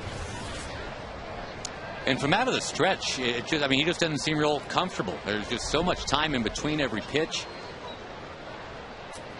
He had that breeze of a first inning. It was great. 1, 2, 3 to Jesus, Podsednik, and Butler. Got a couple of ground balls and a strikeout. That ground ball, you mentioned it, Tom, that shattered the bat of Billy Butler. That's the best pitch he's made all year. The best sinker. That's like the sinker that he was throwing when he won 17 games. The one that he's getting in, it comes in quickly. That late movement that jams the hitter. It looked like a really good sign for this game. But then when Scott came back out for the second inning, that same type of pitch just wasn't there. Yeah, you also have to give Kansas City some credit, too. They're up there battling away, fouling some pitches off, fouling off tough pitches, extending the at-bats. They've got 6 hits in the game, so you can't just say it's all Scott. You have to give credit to the hitters, too. They're pretty good. David DeJesus gives one a ride. Back goes Hamilton, and yes, he will make that catch.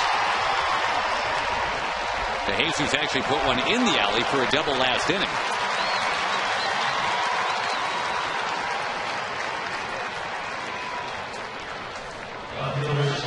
Rangers have been out hit 6-2, but they'll like the fact that it's a 4-4 tie with that in mind.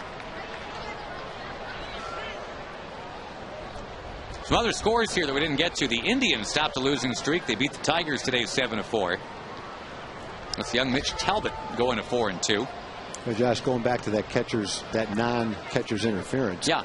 You don't have to take catcher's interference. If you swing, hit the catcher's glove, and line a base hit to center field with the bases loaded, everything counts because that's the best result. If you pop the ball up and it's caught, then that doesn't count, and you go ahead and take the catcher's error and the catcher's interference. So I think what the umpire is saying is he didn't rule catcher's interference. If the catcher picked the ball up, threw it to first, and got David Murphy, then it would have reverted to catcher's interference. Error on the catcher. David goes to first. But because the ball ended up fair, the catcher didn't make a play on it. Nothing happened. David went to first. It never really became catcher's interference because the best thing that could happen was technically it was a base hit. And I would think Kendall doesn't even try to throw to first because let's say he fires it into the right field corner. Then the best result is Murphy keeps on running. Yeah, he could keep on going. So it's actually, once there's that contact, that's probably a smart play by Kendall. Just take, kind of take your lumps. And all right. Well, I think in that particular case, Kendall knew the bat hit the glove. David knew the bat hit the glove, and I think they both just assumed it was going to be catcher's interference.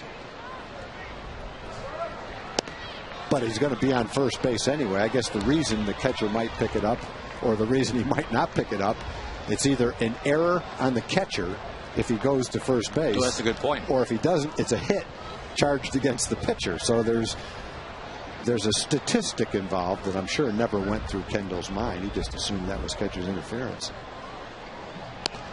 In there, Scott Feldman needed that. He strikes out Podsednik. To the bottom of inning 4, Rangers 4, Royals 4.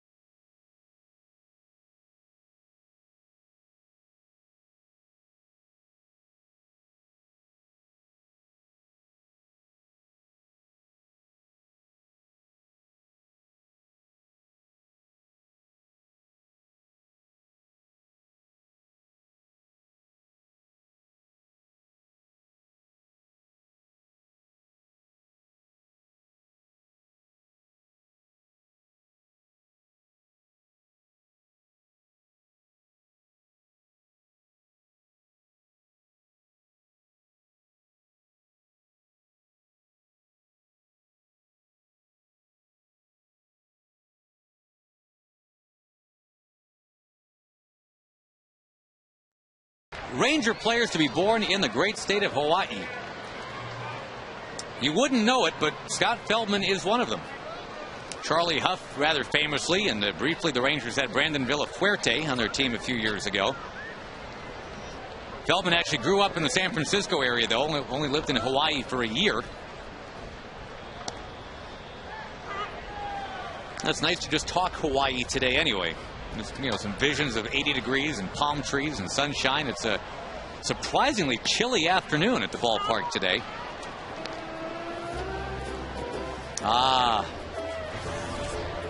Wenaweki High, Wakahaini Ho. Max Ramirez takes outside 1-2. And we have just learned, too, that Max will not be charged with a stolen base against him on that Mitch Meyer run down to second base. They are now going to score that one a wild pitch. Pop towards the crowd by Max. Nice Sunday afternoon crowd, despite the lack of sunshine and warmth.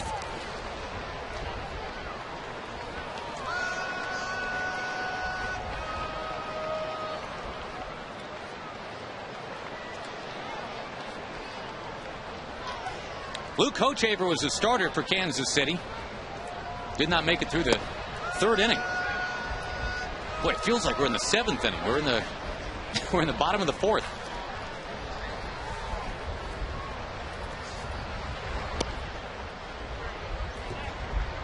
Rangers have had the leadoff man on each of the last 2 innings. The Royals, who lead the majors in number of walks allowed, they've walked 4 more today and hit a batter. And I'm not sure if that was a walk or a hit batter. It was one of them. That one right in on Max Ramirez. I think that's a walk. I'm going to call it a walk. I heard something. I called it catcher's interference, too. Finally, out it was a base hit, so. Let's check her out here. Yeah, off the glove and off the umpire. Missed Max. So that is walk number 5 in a little more than 3 innings for Kansas City. That's how to drive Trey Hillman nuts. Kansas City has walked 12 Rangers in the last 11 innings.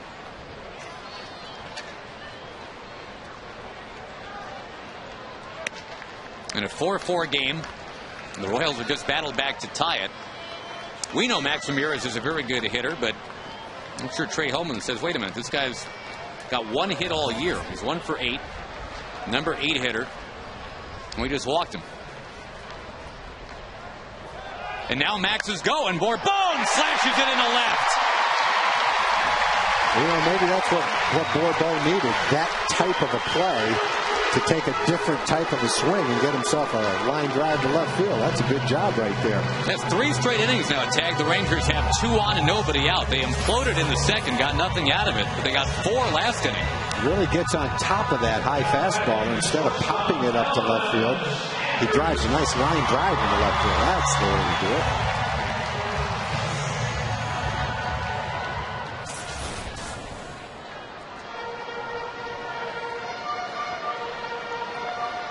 Bob McClure heads out there. Royals used to change pitching coaches every year for a while. Bob McClure now has been at this since '07. I can remember playing against Bob McClure. He used to pitch left-handed reliever for Kansas City. And then with Minnesota and Milwaukee. I mean, think about it. He was teammates with George Brett, Harmon Killebrew, Robin Yount, Raleigh Fingers, Paul Molitor. Then he went to the Cardinals, Ozzie Smith. Boy, if he was keeping autographs back then, he'd have a nice collection. No kidding. Hello, I'm Bob McClure.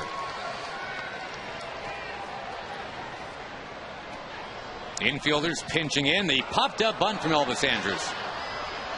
Elvis led the team in sack bunts last year. He is second in the league this season in sacrifice bunts, but that one went awry.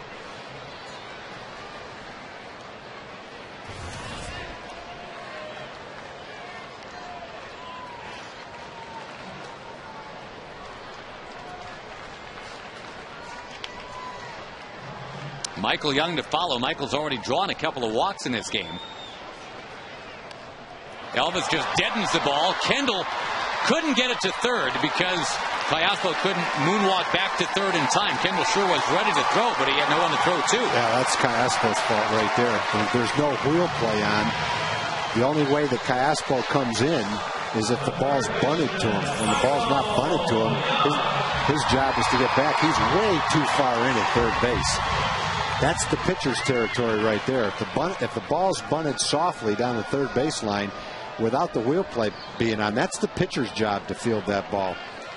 What happened was Kendall fielded a ball that should have been a force out at third base, but Kayaspo was way too far in and never got back. Young with a foul back into the crowd.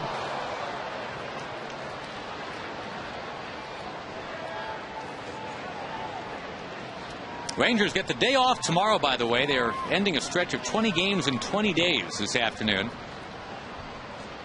Would love to do so with a win.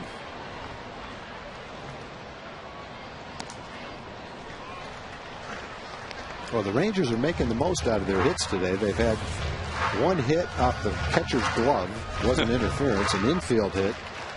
The hit and run single. Big hit was David Murphy's rope to right center field, the double. And they've got 4 runs.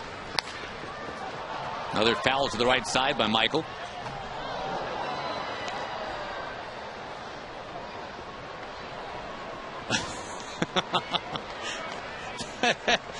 Be careful, she'll break the other wrist. That's a real big sister move right there. Oh, yeah, she's feeling pretty good about keeping that ball from the only one up there that wants it. The 1-2 coming. Another foul ball. What a great day to be a fan today. You are going to get a foul ball.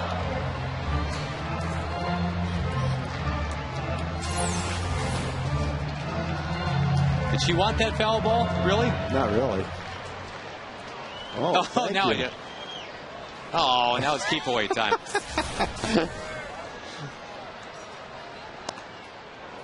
Called a strike to Michael Young on the corner, and that's it for his at bat. That ball moving all the way from one side of the plate to the other, it looked like. It looked like a well-located pitch. He's trying to throw it in. Instead, he throws it outside. It was a strike. Not anywhere near where he was trying to throw it, but a very effective pitch nevertheless. Trying to salvage the inning now is Josh Hamilton with Guerrero on deck.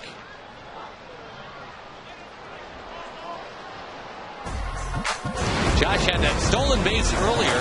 The Coors Light Freeze Cam will show you the beautiful slide. Yeah, without this slide, that inning's over, and David Murphy doesn't hit to drive in 2 runs.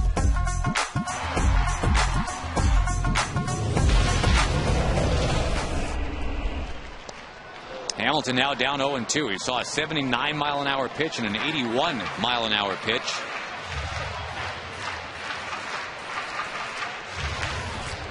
We'll see if one fastball is in the mix here or not.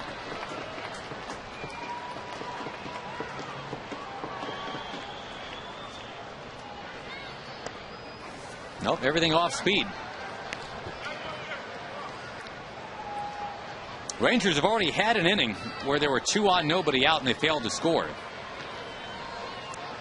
Can't really afford another one of those in a 4-4 game.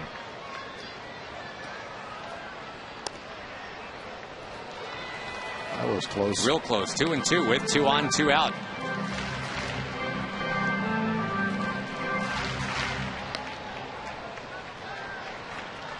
Could have been strike 3.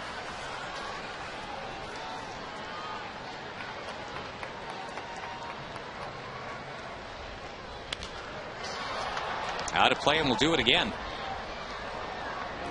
We mentioned the Rangers have the day off tomorrow. And then the Oakland A's come to town. It'll be a showdown for first place in the AL West.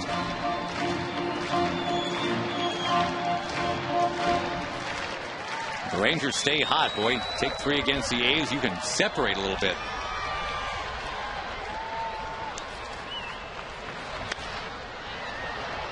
Again, off speed away. And Josh was kind of in protect mode.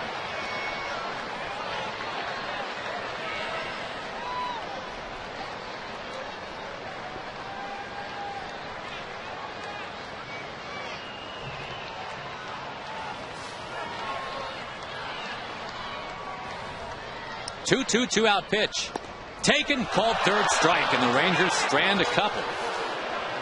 Young down on strikes. Hamilton down on strikes. 4-4 on a frustrating afternoon.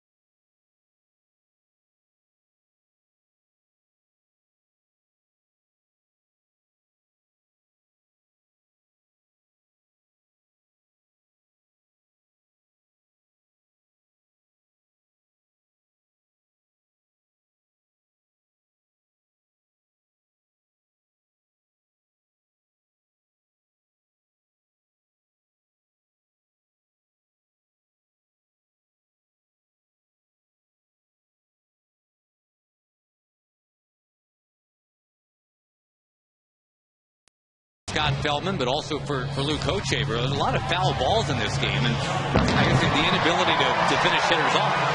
Yeah, a lot of foul balls, a lot of 3 and 2 counts, 3-ball counts, and it's just been one of those days where neither one of them had the ability really to protect what they're trying to do, and you don't protect that stuff, and you can get in a lot of trouble, which both of them did. Doug Mathis will be the new pitcher. I'm going to ask you more about Feldman in just a moment, but first we'll show you what Mathis has accomplished so far this year in long relief. 3 home runs allowed in 13 innings. Just kind of watch out for that as Butler and Guillen and Callaspo are coming up, the 3, 4, 5 part of the order. But, well, for Scott Feldman, here we are. It's May 9th, and at this time last year, he already had 5 wins, Buzz, and this year that number is 1. Yeah, 5 wins, and he didn't start the season in the rotation last year. That's so right. It's it's even more remarkable what he did last year. And Scott's going through one of those things where guys might have caught up to him. Scouting might have caught up to him. His inability, to consistently execute what he's trying to do, it plays a part in that. But guys have seen him now, and they're making adjustments to him too. As for the Kansas City starter Luke Hochevar, I guess here's another guy with great stuff. Kind of like with Gil Mesh yesterday, just getting behind and walking a lot of guys, and that became problematic. Pretty tough to work around that many walks, and even the guys with the greatest stuff, they can't pitch very well at 2 balls and no strikes, 3 ball and 1 strike, 3 balls and 2 strikes day in and day out. Putting a big burden on yourself to do that. Well, it's a great opportunity for Doug Mathis coming in the 5th inning in long relief. A tie game, hasn't pitched in a while, and here he is with a chance to win a ball game. 2 and 2 now from Mathis to Butler. We have an Ask the Analyst question for Mr. Busby, and it kind of pertains to Doug Mathis. How does a pitcher stay sharp if he hasn't pitched for a week? Boy, yeah, that's a great question. Not knowing if you're going to pitch or not when you come to the ballpark has always been a little bit odd to me. I haven't been a starter most of my career. I don't really understand that philosophy, but they have to do a lot of side work. They have to stay mentally sharp. Josh, I think is the hardest thing, or I would think is the hardest thing, to where when you get into a ball game, when and if you get into a ball game, you're going to be able to execute your game plan. It's great to throw in the bullpen and things like that, but boy, to take it out there after not having faced hitters, for 6 days, 8 days, 10 days. And be successful is I've always marveled at people that can do that.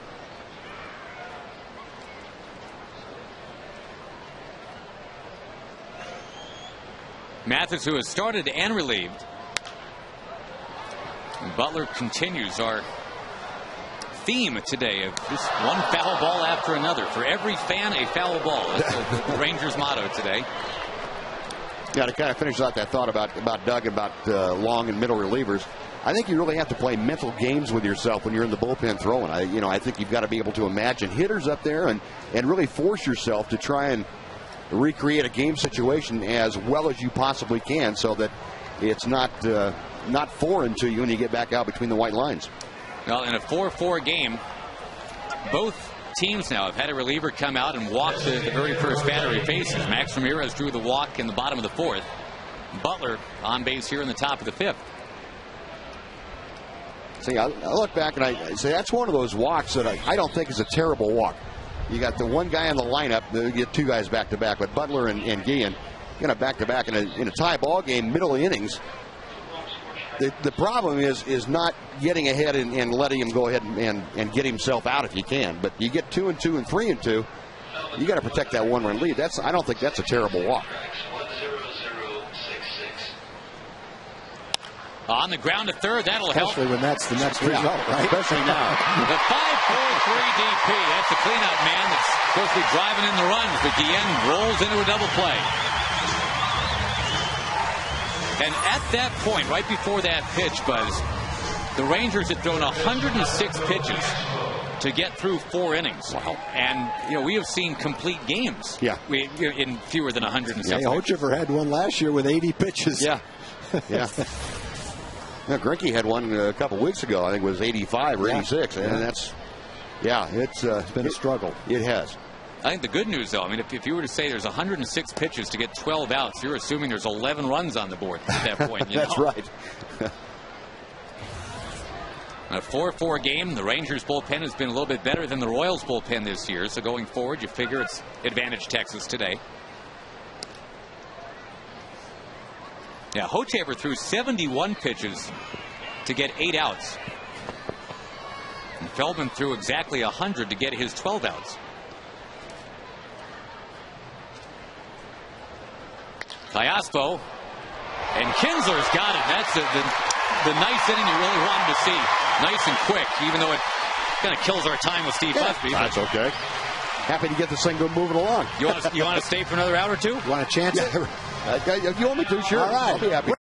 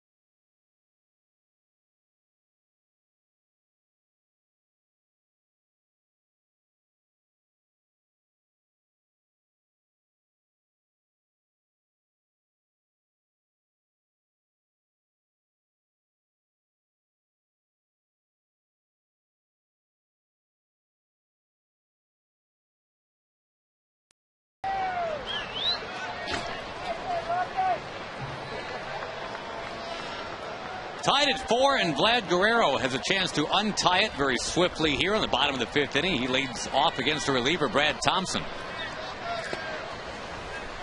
Well, it's been kind of a weird game today, maybe the weirdest play of all, that catcher's interference play with David Murphy that ended up not being catcher's interference after all. And we asked Steve Busby, were you in on that one? Did you know what was going on? No, I didn't know it initially. I didn't realize the ball had been hit into fair territory. Apparently, it was knocked out of his glove by the swing, and that makes it a fair ball. And I didn't know. I was telling Tom Grieve, I didn't know until a couple of years ago that wasn't a dead ball when it first was called by the umpire. Like a continuation play, essentially. Guerrero to short. When's the first time you saw that one? Today?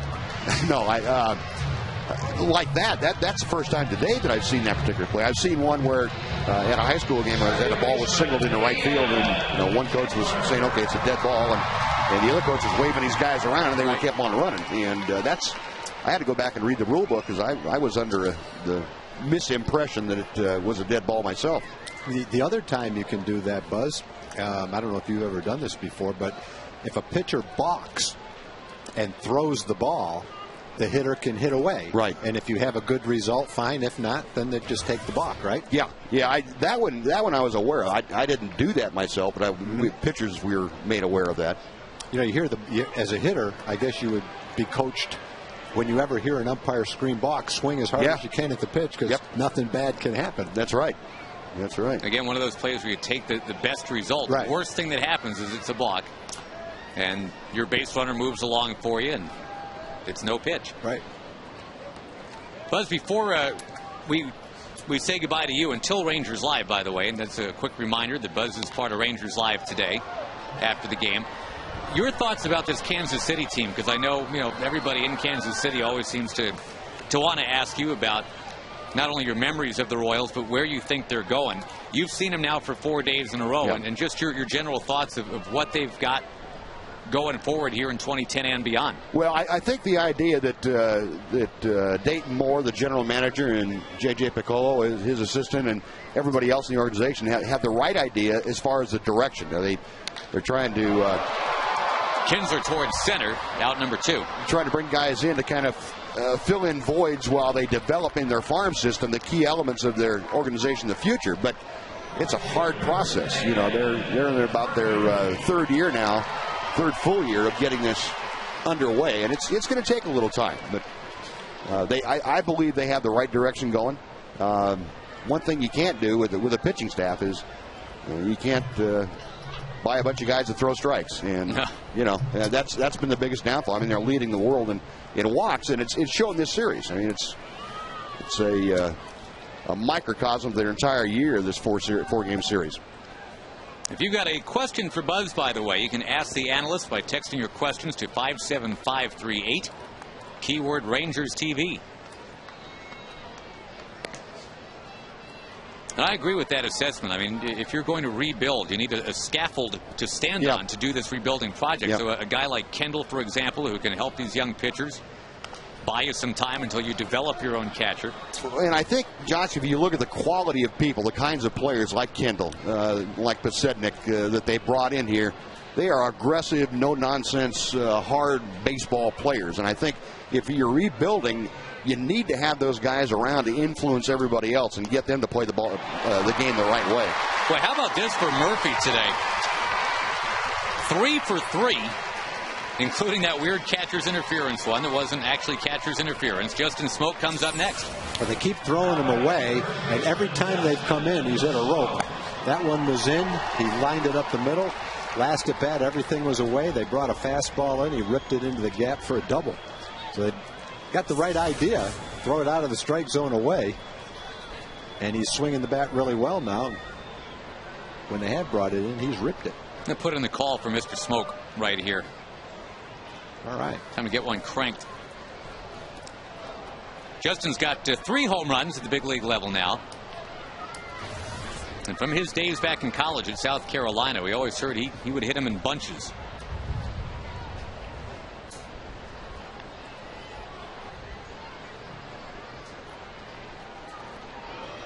Rangers have been aggressive on the bases today, so they're concerned about Murphy. Rangers have tried 2 double steals this afternoon.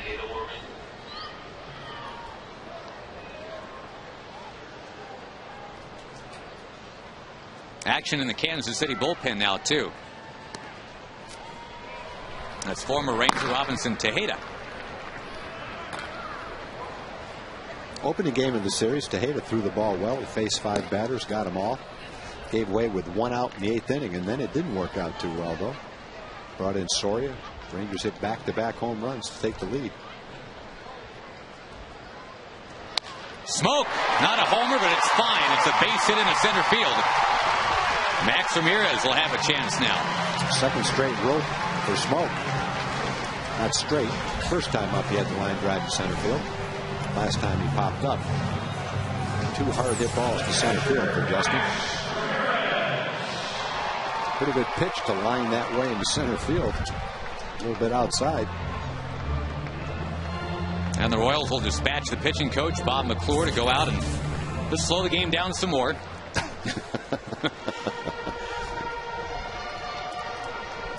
Give Tejeda a little bit more time to get ready, too. Max Ramirez will have the opportunity to break this 4-4 tie.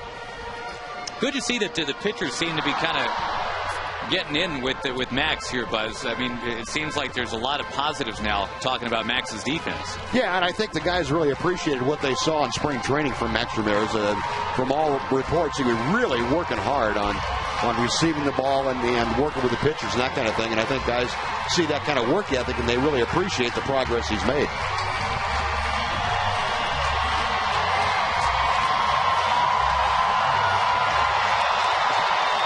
The Royals stay with Thompson to face Ramirez. Max walked against Thompson last inning.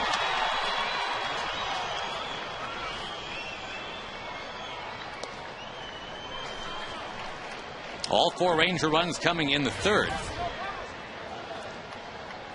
The Rangers have had 2 men on in each of the last 4 innings now.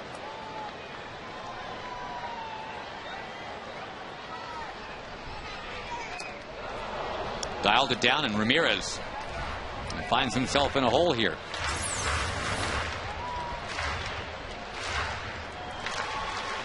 Actually, check that. 1-1 is the count. You got it 0-2 on the scoreboard. Yeah, I think it is 1-1. I got fooled. We got it right. 2-1 the count, and Bourbon on deck. Buzz, you have to like the approach from Julio Bourbon today. Yeah, to me, Josh, it looks like he's swinging the bat with much more confidence the last few days, and it's, he hasn't had everything fall his way, but a couple of base hits, being able to turn on one and get a double in that first game of the series, that had to be huge for Julio. Max Ramirez, right center field. That's huge for Max. 1 run is in. Justin Smoke is held at 3rd. Max Ramirez is safe at second base. Must have been a nice slide to avoid the tag, because no one's arguing except Tillman. Betancourt's not arguing. He's the guy that caught the ball and tried to make the tag. Murphy started that with a 2-out single.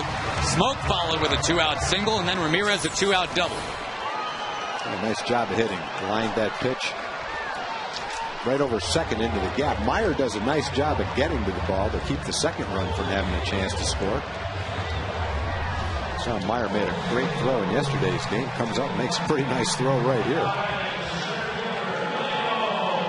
And Trey Hillman, who was already out to talk to the second base umpire, Larry Vanover, will simply walk from second base to the pitcher's mound now and take the ball away from Thompson. Buzz, thank you for getting the Rangers a run. Sure. Nice going, Buzz. Anytime. Appreciate it. You're welcome back the next time. Okay. All right. We'll see you after the game on Rangers Live. The Rangers now leading 5-4. We'll take a pitching change break and be right back.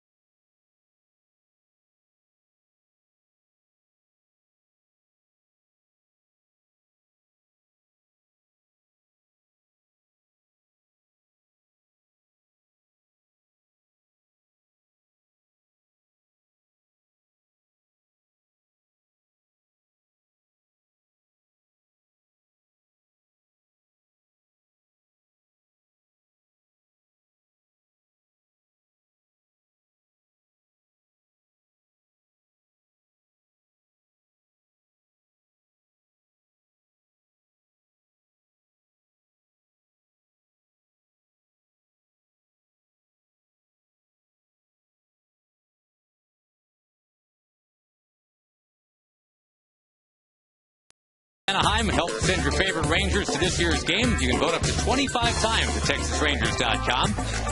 Vote early, vote often. And thank you, Ranger players, for posing for that. Rangers 5, Royals 4 in the bottom of the 5th inning.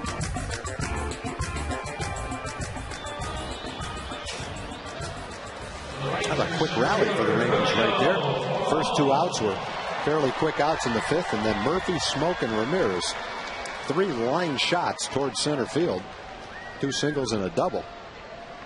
Now let's see if the Rangers can really break it open. Bourbon batting with runners at second and third. Some very aggressive base running by Max Ramirez to make that last one a double. And yeah, everything happening with 2 out here in the 5th inning. One thing we've seen in the last 2 nights is Mitch Meyer can play some center field. He can throw, boy.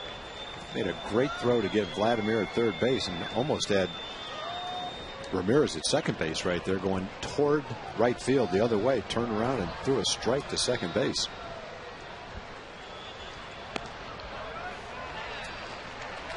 You talked about Tejeda coming in the game on Thursday night and was throwing really well.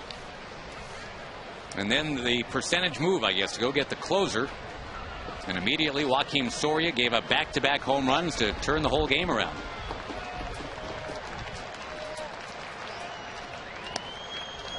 Inside corner, 1-2.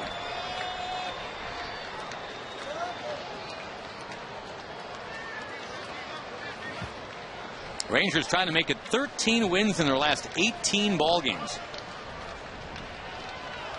Bottom 4 guys in the lineup have all the hits today. Yep, that's right. Bourbon steps away from one. He is 2 for 2 and has pushed that batting average up over 200.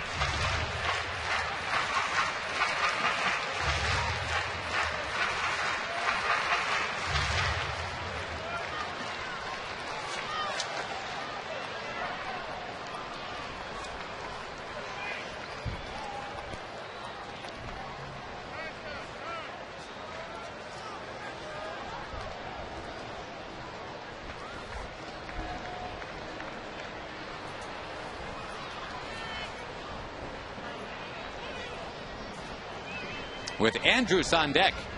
The 2-2 2-out pitch. Bourbon hits it in the air to right. But there's to Jesus. And the Rangers strand a couple more. They break through with a run. They've got the lead on KC 5-4.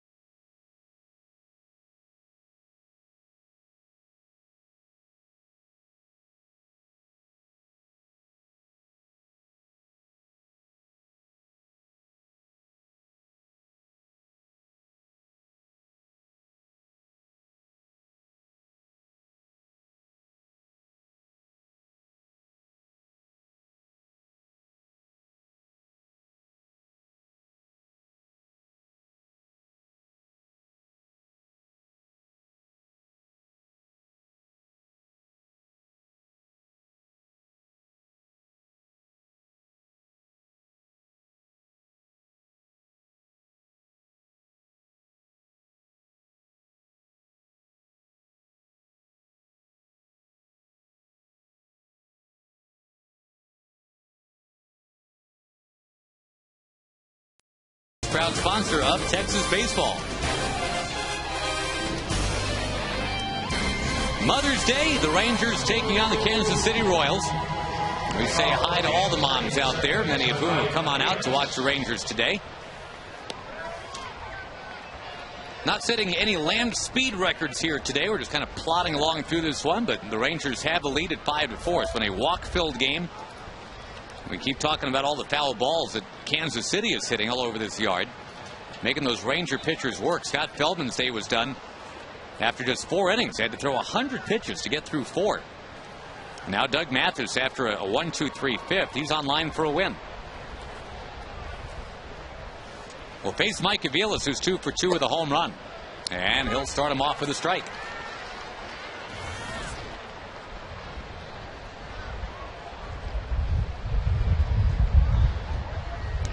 The New York City native, Aviles. One of the New York teams already a loser today. The Giants beat the Mets at Citi Field 6-5.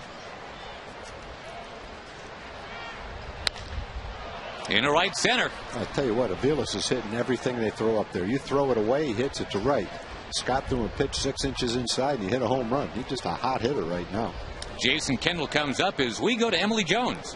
Well, guys, a lot of good stuff up on FoxSportsSouthwest.com right now, including a closer look at the hot-hitting Vlad Guerrero and also the latest on the proposed or perhaps maybe rumored merger talks between the Big 12 and the Pac-10. Gentlemen. Would that be like the Big 22? Thanks, Em. Here is Jason Kendall with Aviles going. The bat thrown out, and the runner is thrown out. Got a pink bat lying about 75 feet from home plate right now. Kendall doing everything he could to protect his runner. Well, the Rangers, you almost get a break right there. The pitch was so far out of the strike zone that Kendall couldn't do anything. The ball's so far away, Kendall can't reach it. And Max delivers the ball, and Aviles is an easy out at second base. So it was a good idea, the hit and run, but the pitch that Doug threw foiled it. And Max got it down to second, got 1 out. Now Kendall lofting a foul. Royals had the leadoff man last inning. A walk was erased quickly when Guillen hit into a double play. Well, Max having a nice inning. Doubled in the go-ahead run and threw out a guy trying to steal. Hit and run.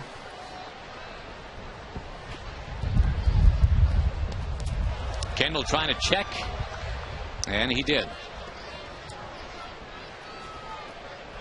Astros got a win today, needed 11, but they beat the Padres 4-3. The Padres came in today with the best record in the entire National League. That is stunning. I don't think anybody saw that coming. There's another hit for Kansas City. They reload with Kendall. Do you realize if you went right now, just kind of drop the curtain on the season today, your 2 best teams, AL and NL, would be the Rays and the Padres. And what a ratings killer that would be for a World Series, wouldn't it? Yeah, I would believe the Padres. I mean, the Rays. I don't think I would have picked the Padres, though.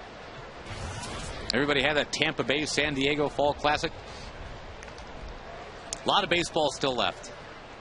But, boy, give the Padres some credit, starting out with 19 wins in 30 games. All that talk of dealing Adrian Gonzalez kind of quieting down right now. Yeah, a long way to go before the trade deadline, though. They're 19 and 11 right now, but that doesn't mean they're going to be 38 and 22.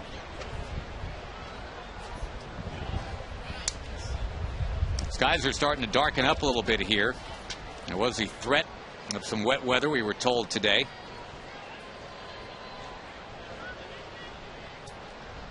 Been a very breezy day all day today.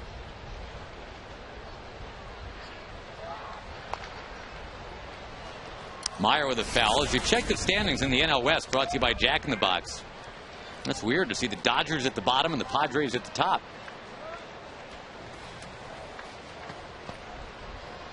Well, before the season started, I think you might say that 4 teams in that division have a chance to win, and San Diego would be the one team that didn't. Nobody knows nothing in this sport, you know. That's why they play the games. Oh, is that why? That's why. Because no one knows anything. That one outside to Meyer.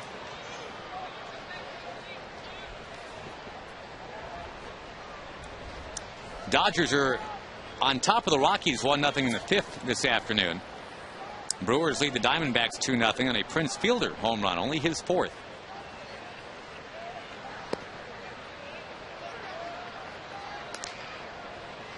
Reds beat the Cubs today 5-3. The rookie Mike Leake goes to 3-0.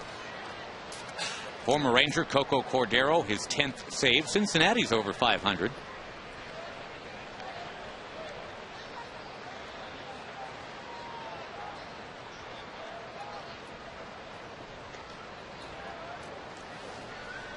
The Nationals win again, beat the Florida Marlins 3-2.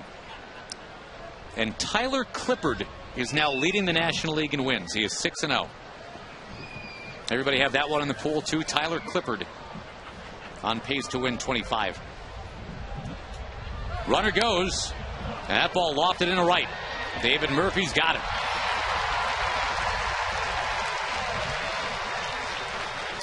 Yuniesky Betancourt will come up. Phillies made a winner at Cole Hamels today. A 5-3 win for Philadelphia over Atlanta. Getting homers from Victorino, Worth, and Polanco. Placido Polanco's got 5 home runs going to Philly.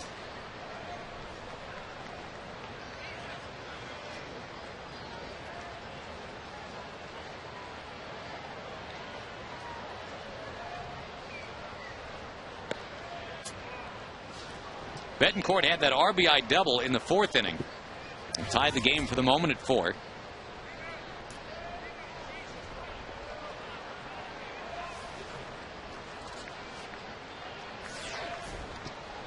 Really the bottoms of the order for both teams today getting it done.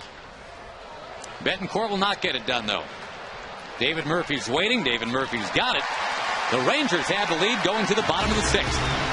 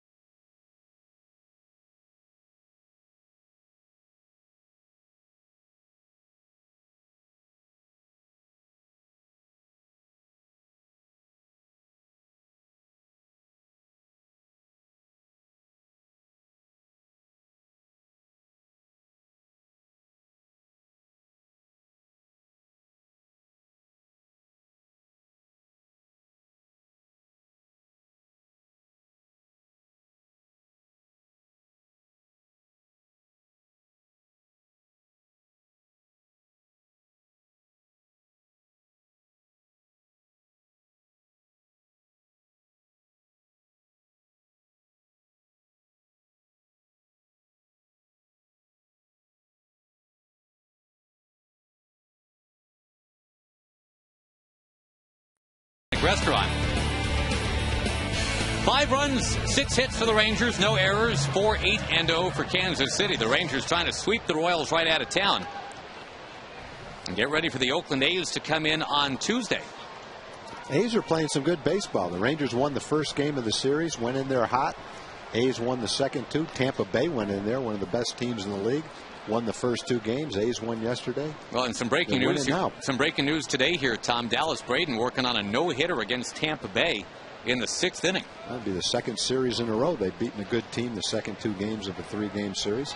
They're playing a lot better at home than they are on the road. That is true. Yes, the A's 4 and the Rays nothing today in the 6th.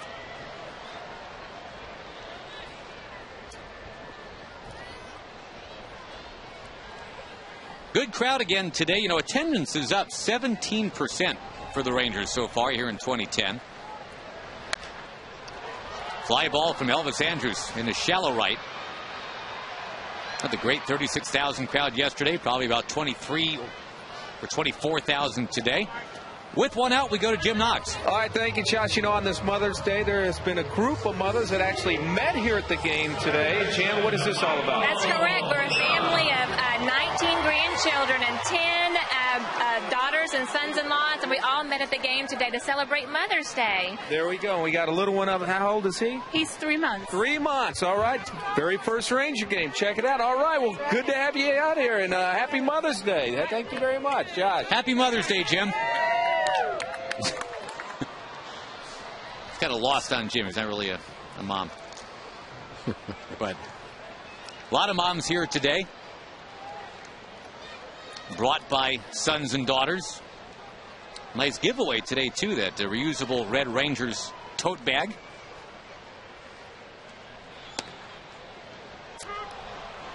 Michael Young will take on the outside corner, 0-2.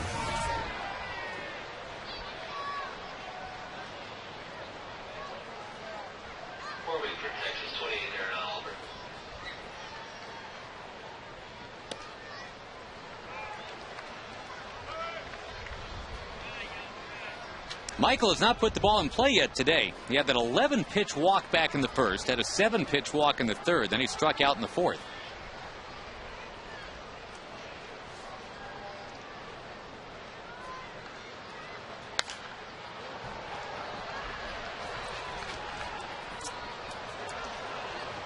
Darren Oliver in that Ranger bullpen. Well, what a couple of pickups the Rangers have taken away from the Angels, huh? I mean, the Angels bullpen's a mess right now. They could really use Darren Oliver, and boy, they could use Vlad Guerrero's thump in their lineup.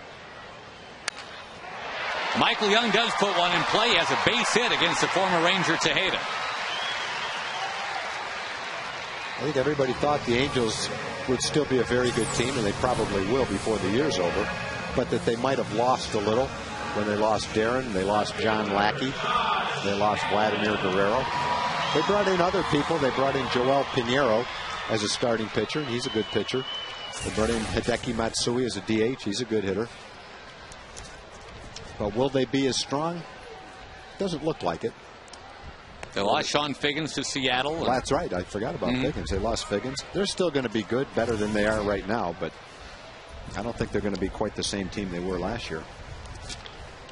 They're losing 5-0 right now to Seattle. And Seattle really needs a win. Hamilton stretches out and sprays out one foul. A couple of raindrops starting to fall now.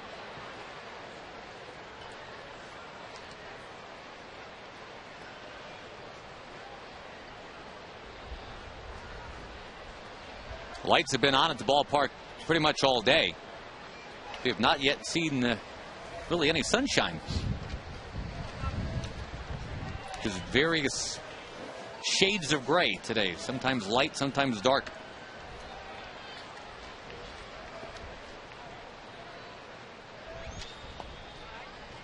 Down to Hamilton, 2-1. You mentioned the 5-0 lead for Seattle today, Tom. They got the first home run of the year from Jack Wilson. They got one from Michael Saunders, who's up because Milton Bradley's on that restricted list right now.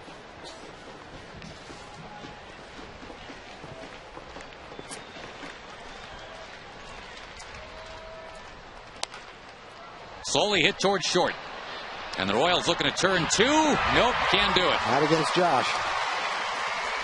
So the inning stays alive for Vlad Guerrero.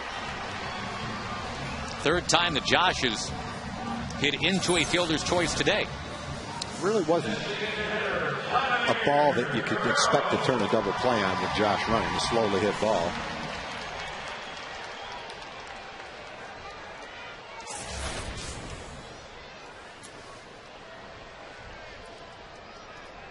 Josh has a stolen base today. It was a third. A chance for Vladimir. Big swing. Trying to jump things up for the Rangers here.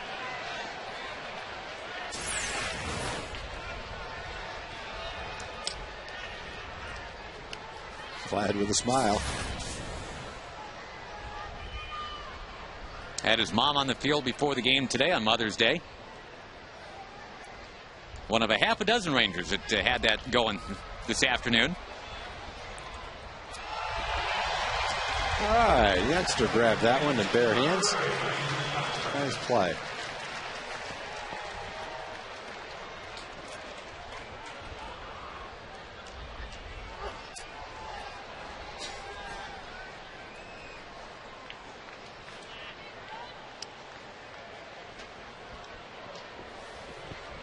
2 strikes to count to Vladimir still. And the Rangers now with 36 stolen bases, with 3 today and 4 yesterday. The Rangers had a great time running around last year, too.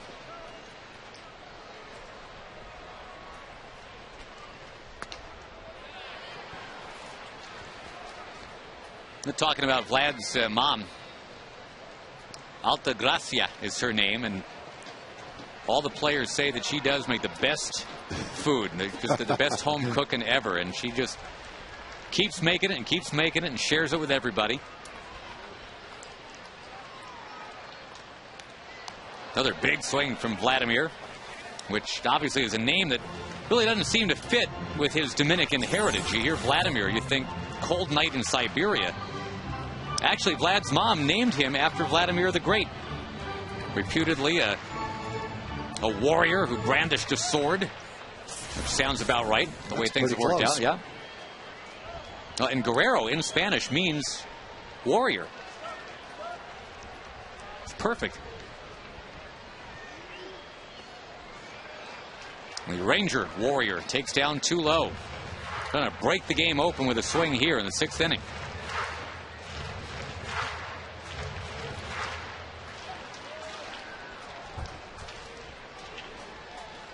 Playing the Sonic Slam inning here in the 6th. Susie Hodges, our contestant.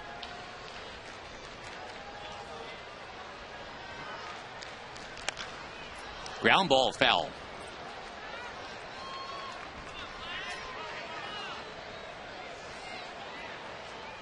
Vlad into this season was a career .321 hitter, and that's only gone up. He's got a higher career batting average of noted professional Hall of Fame hitters like Clemente and Puckett, Greenberg and Mize.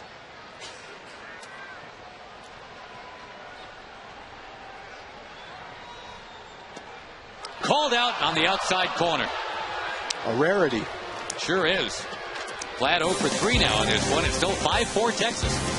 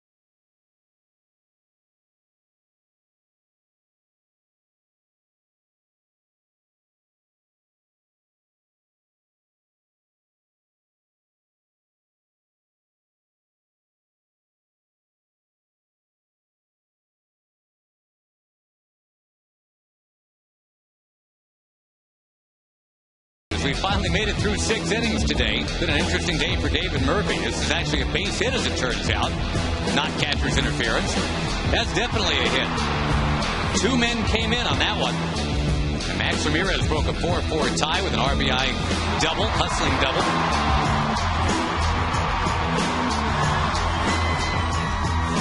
Rangers 5 and the Royals 4. As we creep into the 7th inning here under gray skies at the ballpark. Again, a raindrop or 2 along the way, but nothing major. Call to the bullpen goes to Darren Oliver, the 39-year-old lefty, another former Angel.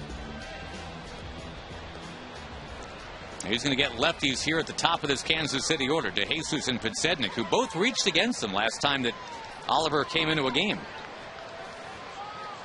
I was in support of Rich Harden yesterday. DeJesus slapped a single to left, but Sednick won into center.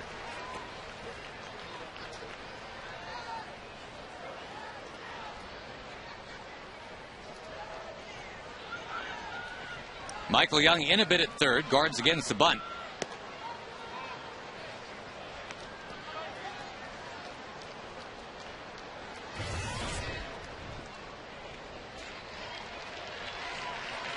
The Royals trying to stop a 4-game losing streak. They're at the tail end of an 11-game road trip.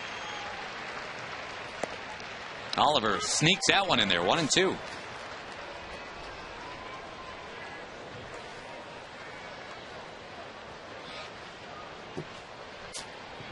Rangers got 4 runs in the third after wasting a nice opportunity in the second. And then got that extra run that they needed in the fifth to take the lead on Kansas City. Royals had 2 in the second, 2 in the fourth.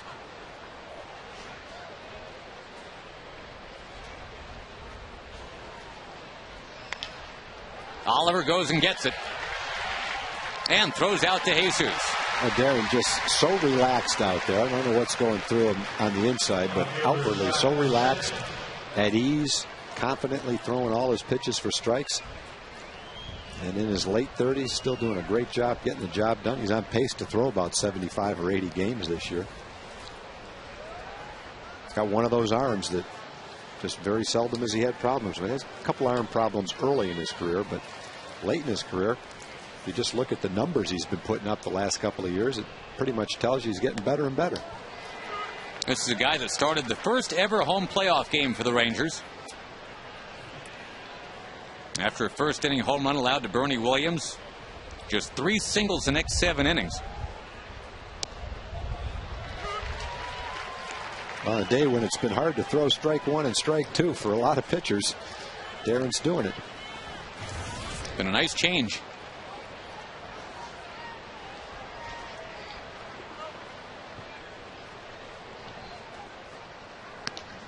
Buckles put Sednick out of the way. Darren O'Day in the Ranger bullpen. You've got the righties 2 up next, Butler and Guillen.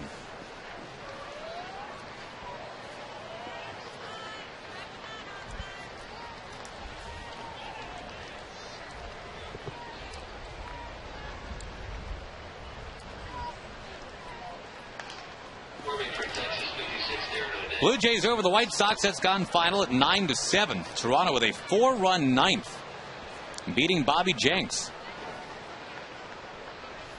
Big home run late from Fred Lewis for Toronto. The Blue Jays we didn't see Fred Lewis. No. Blue Jays are still leading the American League in home runs. A little bit outside, 2-2. Blue Jays now are 5 games over 500. Oh. Hanging right in there. That wasn't a fluke when they came in here to start the season against the Rangers and took a couple games.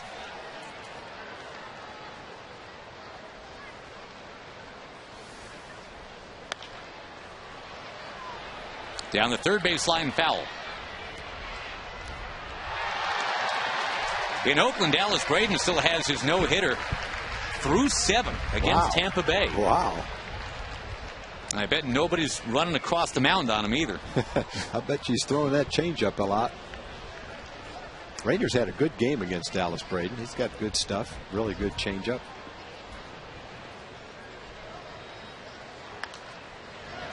Sednick battling up there, fouling off some pitches. A little bit defensive with the swings, but when you're behind in the count, sometimes that's what you have to do. Trying to wait, see if he can't get one in his zone.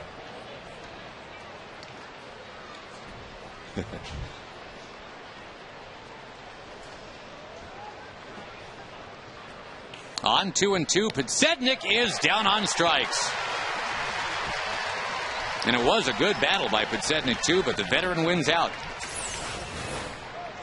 Got him with his slider. We were talking about Darren the last time he pitched. Ron Washington has a lot of confidence in Darren, not just to come in and get lefties, but to pitch through the right-handed guys in the middle of the lineup as well. The other night he got Guillen in a tough situation. Tap right back to the mound. And got Billy Butler to hit into a double play yesterday. Here is Butler taken outside.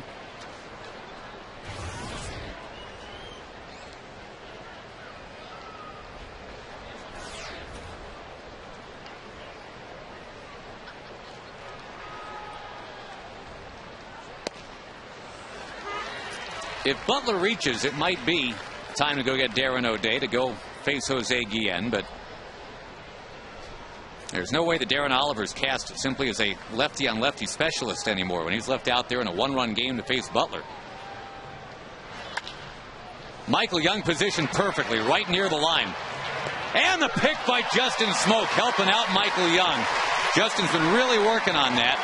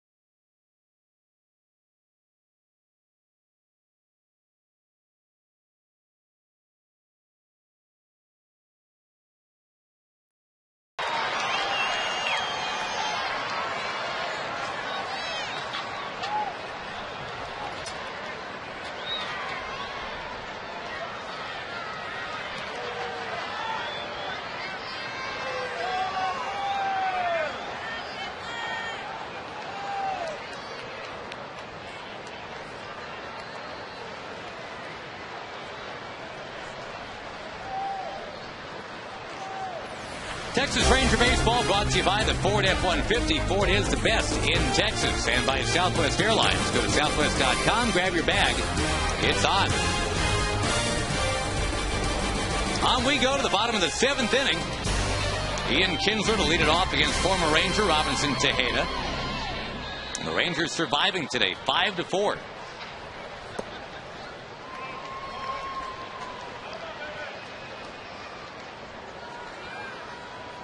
Well, we talked about yesterday being the nicest day of the year, and we're paying for it a bit a day later.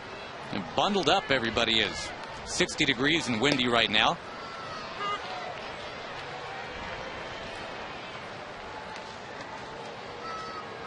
Won't be complaining about 60 degrees and windy about July 30th. No, this would feel great. Kinsler barely fell. That would have been a nice way to get things going.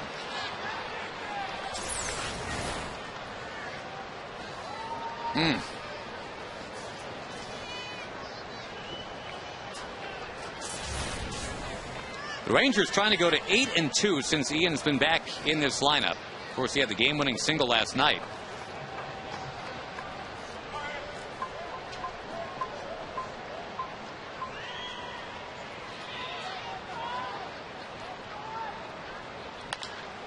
Trying out third base again, foul again.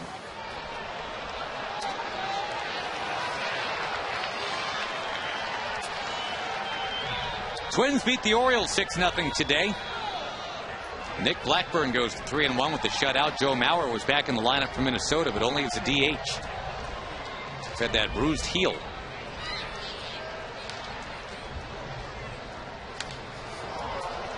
Still 1-2 to Kinsler.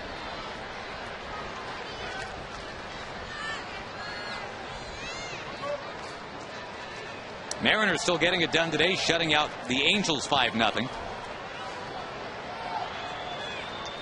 And in the bottom of the seventh, the A's over Tampa Bay 4-0. The Dallas Braden no-hitter intact. Kinsler waving a miss down on strikes. We knew about Robinson Tejeda when he was a Ranger. That was a powerful arm. Yeah, he's a guy that on any given night can come in and have outstanding stuff. He's got a fastball, low to mid-90s. Throwing the ball pretty well so far in this game. Now to a guy who's been hitting the ball well in this game, David Murphy. Looking for a 4-for-4 afternoon. Nope. Locked up by DeJesus. 2 down in the seventh.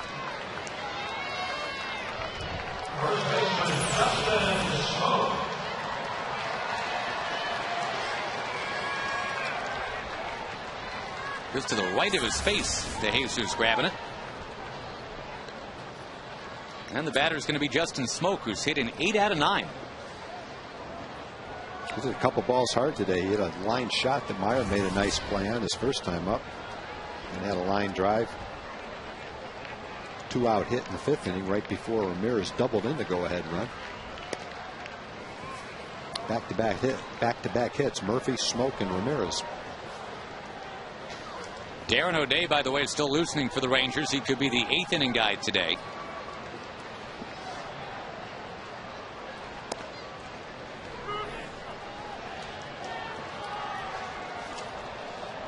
We've seen a lot of Neftali Feliz lately. He has saved games on Thursday and on Saturday. Hoping to have something to do on a Sunday. In the air, down the left field line for Podsednik, who's got it to end the inning. To the 8th, and the Rangers cling to the 5-4 lead on Kansas City, looking for the sweep.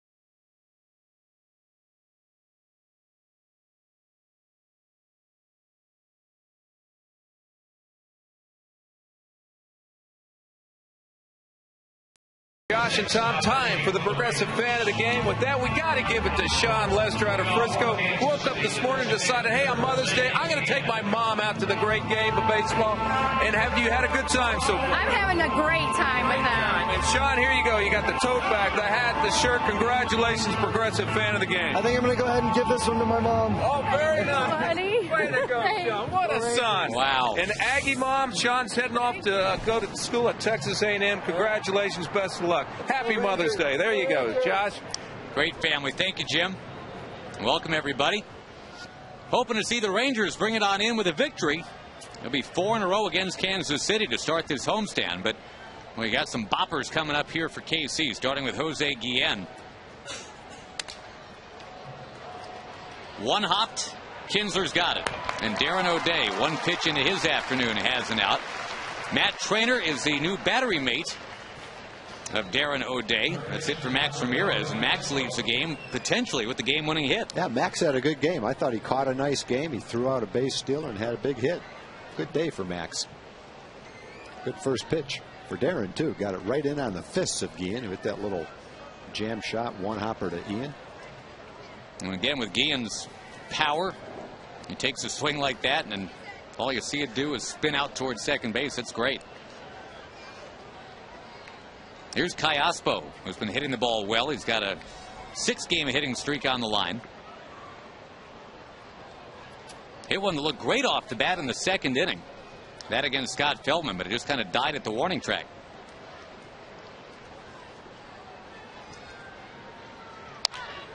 Another chance for Kinsler, and he's got it again. Scott Feldman was averaging 25 pitches per inning. And here's O'Day in the 8th inning. He's thrown 3 pitches. He's got 2 outs. Well, Scott will get untracked. I think he's struggling right now with his command. He's been working on his mechanics. Hasn't quite come together for him yet, but it's hard to see works and the talent he's got. He's going to turn it around. Yep, and a matter of time. Just got to keep going out there and keep working. And he kept himself in position to win, or at least give the Rangers a chance to win today, just like that game in Oakland.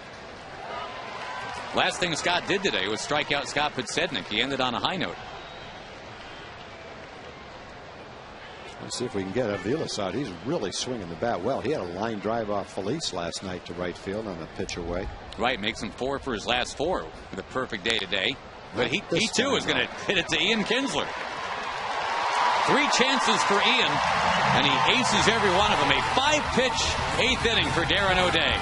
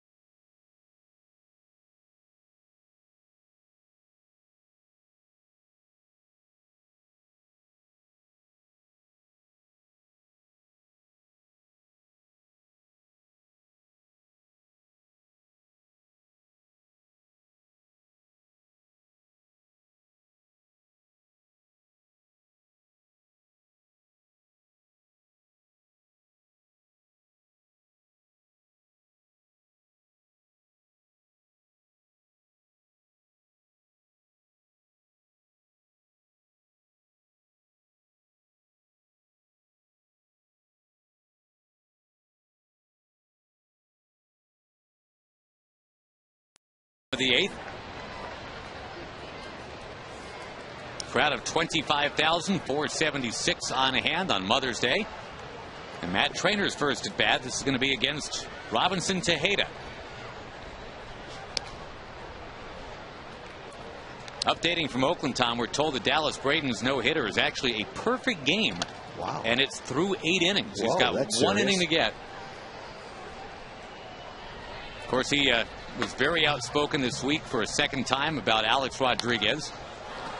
Talking about how we do things back in the 209, he said, in the 209 area code, I guess he means, back in Stockton, California. So how he's doing things in the 209 today is pretty effective. The perfect game against a really good team.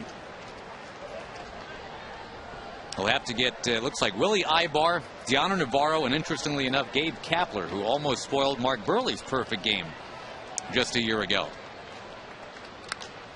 High fly ball from Trainer.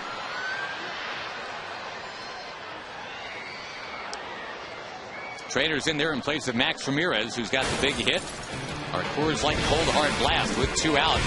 Ramirez giving the Rangers a 5-4 lead.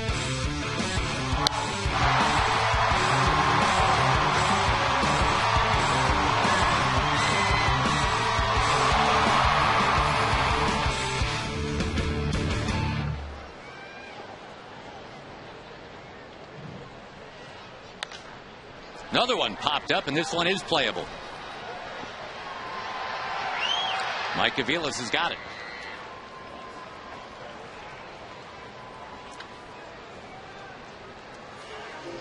Folks, on Wednesday, the Rangers and those Oakland A's, Dallas Braden's Oakland A's, playing ball, and it's a $1 hot dog night. Also a Dr. Pepper autograph Wednesday. Get your tickets at TexasRangers.com, or you can call 972-RANGERS.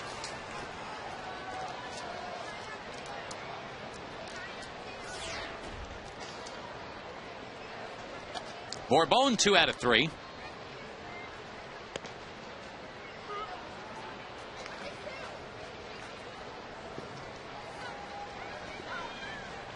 A lot better for Julio to look up there on the scoreboard and see a batting average in the 2s instead of the 1s. He can do that now at 208.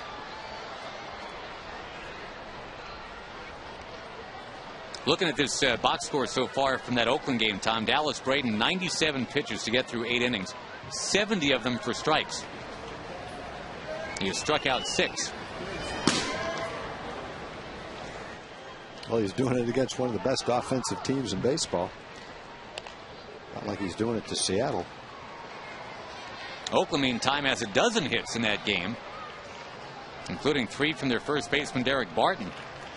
Barton all of a sudden is hitting 300. And again, the A's are coming here. A 3-game series with the Rangers. A showdown for first place here in May.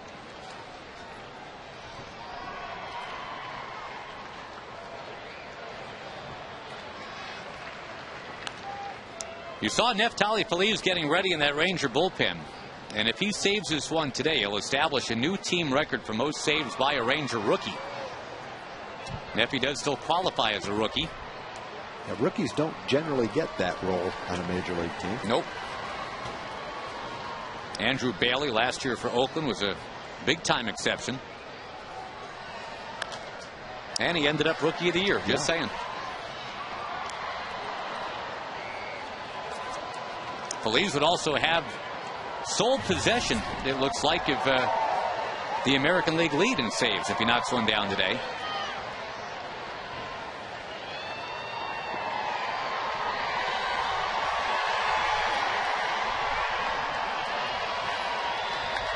So left field for Bourbon, but caught by Podsednik. Elvis Andrews coming up. We go to John Radigan on the Center Rangers Live. Yeah, beautiful day out here at the Rangers Live set. Lots of fans coming by and lots of moms who said Happy Mother's Day to a whole bunch of people out here. And it's a very special edition of Rangers Live today. As you know, guys, on day games we get Jim Sundberg and Steve Busby. So it's all 3 of us. We're going to triple team you on Rangers Live. Lots to talk about after this one, including some small ball and some big ball and everything else. It's all coming up right after the game. All right, John, thank you very much. Elvis Andrews will take ball 1. For the Royals in that 9th inning coming up, bottom third of the order due. The Ranger bullpen's been great of late. They've set down 8 straight.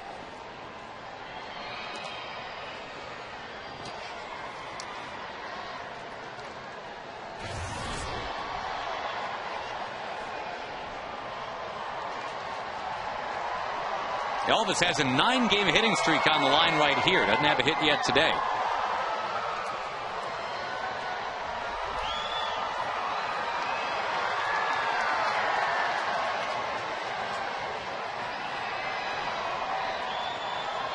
A chance for the Rangers to make it 8 of their last 10 in the win column and 10 out of 13.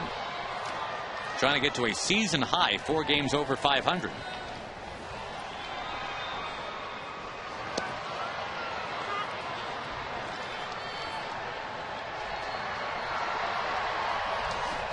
Still a pretty stiff wind at the ballpark right now.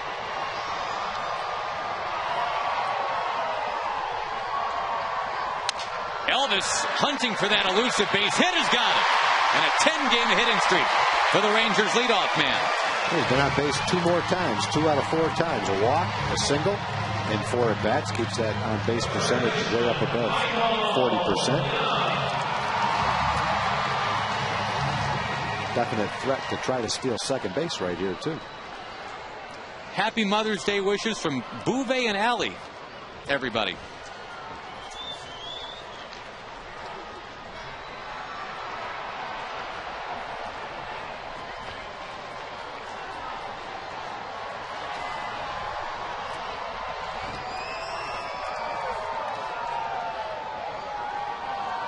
Bonus Mother's Day coverage.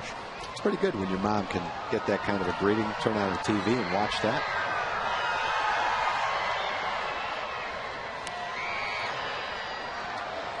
Michael Young fouls one back. Action in the Kansas City bullpen, too, if it gets to Josh Hamilton. They've got Dusty Hughes, the lefty, getting ready for Josh.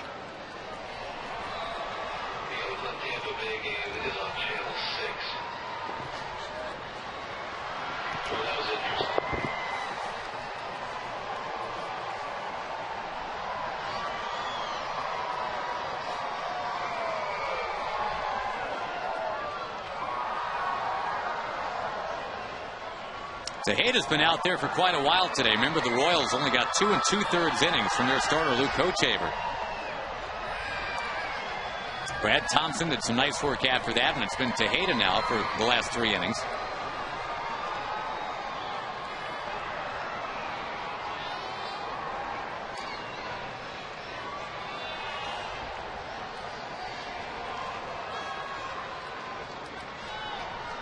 Andrews drawing some attention, and you don't blame the Royals for that. Elvis has 13 steals, one of the top 3 totals in the American League.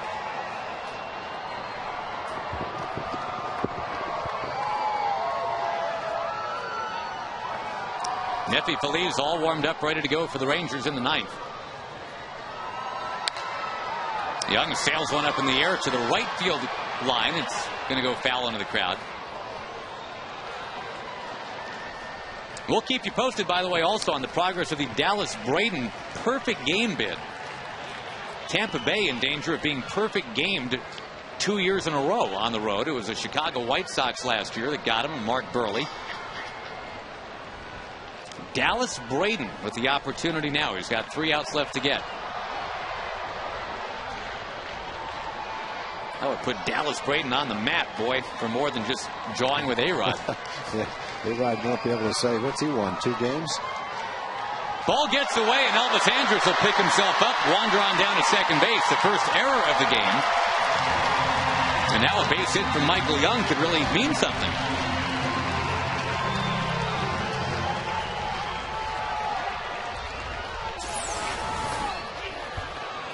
Michael's already been on base 3 times with a hit and 2 walks.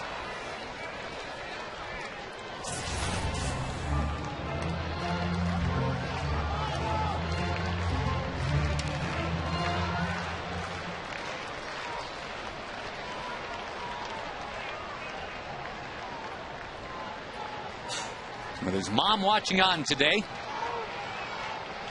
Michael trying to bring Elvis around and in. We've been talking about all the fouls from Kansas City today. It seems like Michael Young is matched to what Kansas City has done all by himself. Well, they keep throwing them away. Michael keeps spoiling them.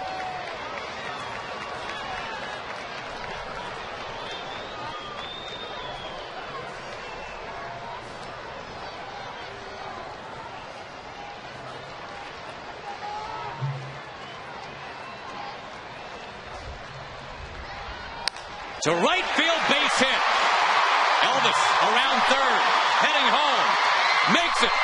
Young in the hot box.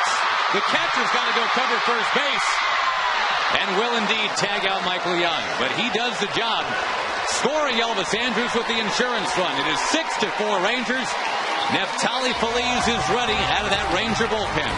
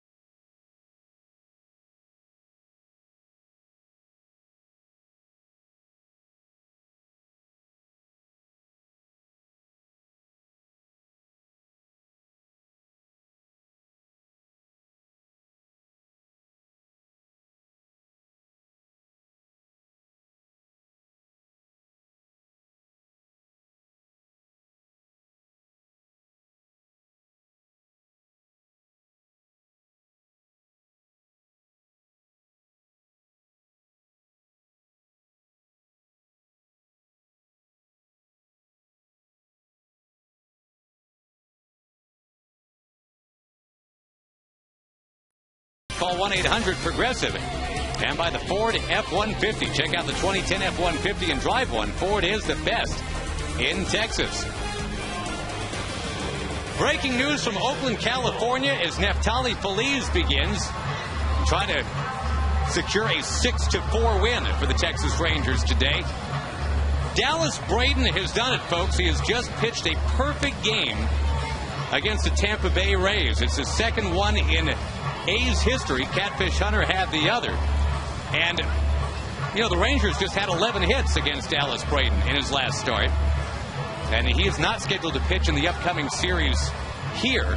The Rangers will see 3 other pitchers, but the Tampa Bay Rays have now had perfect games thrown at them back-to-back seasons. There haven't even been 20 perfect games in the history of Major League Baseball. And Tampa Bay's walked into 2 of them back-to-back seasons. I didn't see who the last hitter was, but he ran the count to 3-1. I'm surprised in a 4-0 game.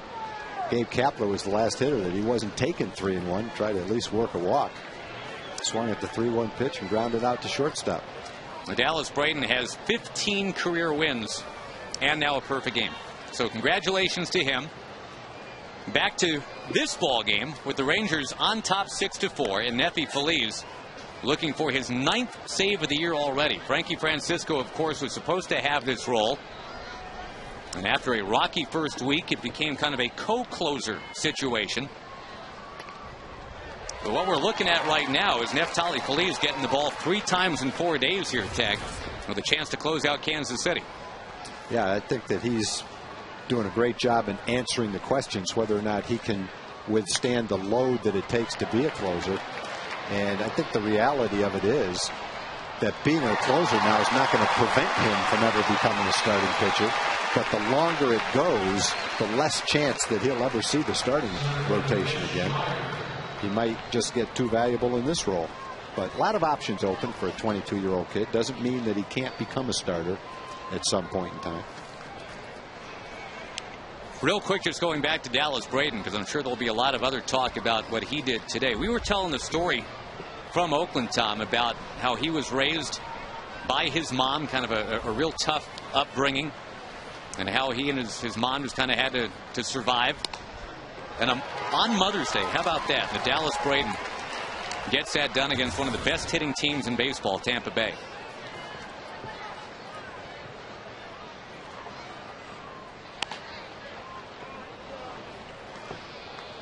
Outside to Mitch Meyer.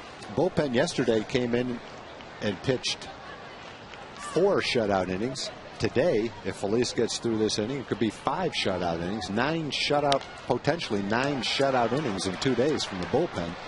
The bullpen stepping up. They've been worked a lot, but they seem to be responding very well to the workload too. Today, Doug Mathis stands to be the winner. He pitched 2 shutout innings. Darren O'Day, Darren Oliver, now Neftali. Chance to close it out. Towards center field, here comes Bourbon, diving, and he got it! Couldn't tell whether he was going to get there or not. It was a broken bat line drive that hung up just long enough for Julio to come in, use his speed, his athleticism, make a nice diving catch. Kind of slaps the ball down, but he got it right in the middle of his web. For a nice catch. And a chance now to sweep Kansas City. Rangers haven't had a 4-game sweep of KC in 20 years. We talked about Neftali being efficient with his pitches. He's only thrown 7 pitches so far. That's one of the reasons he's been able to come back so often, 3 times in this series, is he's not having to throw 18 and 19 pitches in any of the innings that he's pitching in.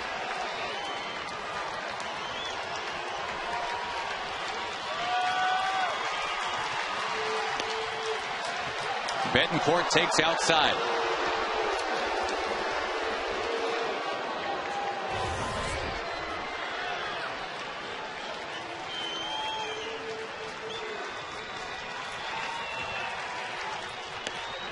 On the corner, 2-1. Setting up a mid-May first place showdown in the AL West with the A's fresh off their perfect game about to head on in. Betancourt hits one high in the air. Justin Smoke looking for it.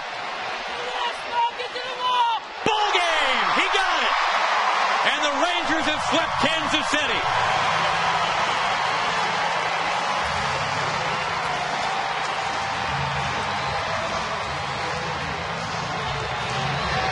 Happy Mother's Day. The Texas Rangers 6 and the Kansas City Royals 4. Real team efforts kind of win today. We invite you to stay tuned. Rangers Live coming right up as the Rangers have that sweep of the Royals.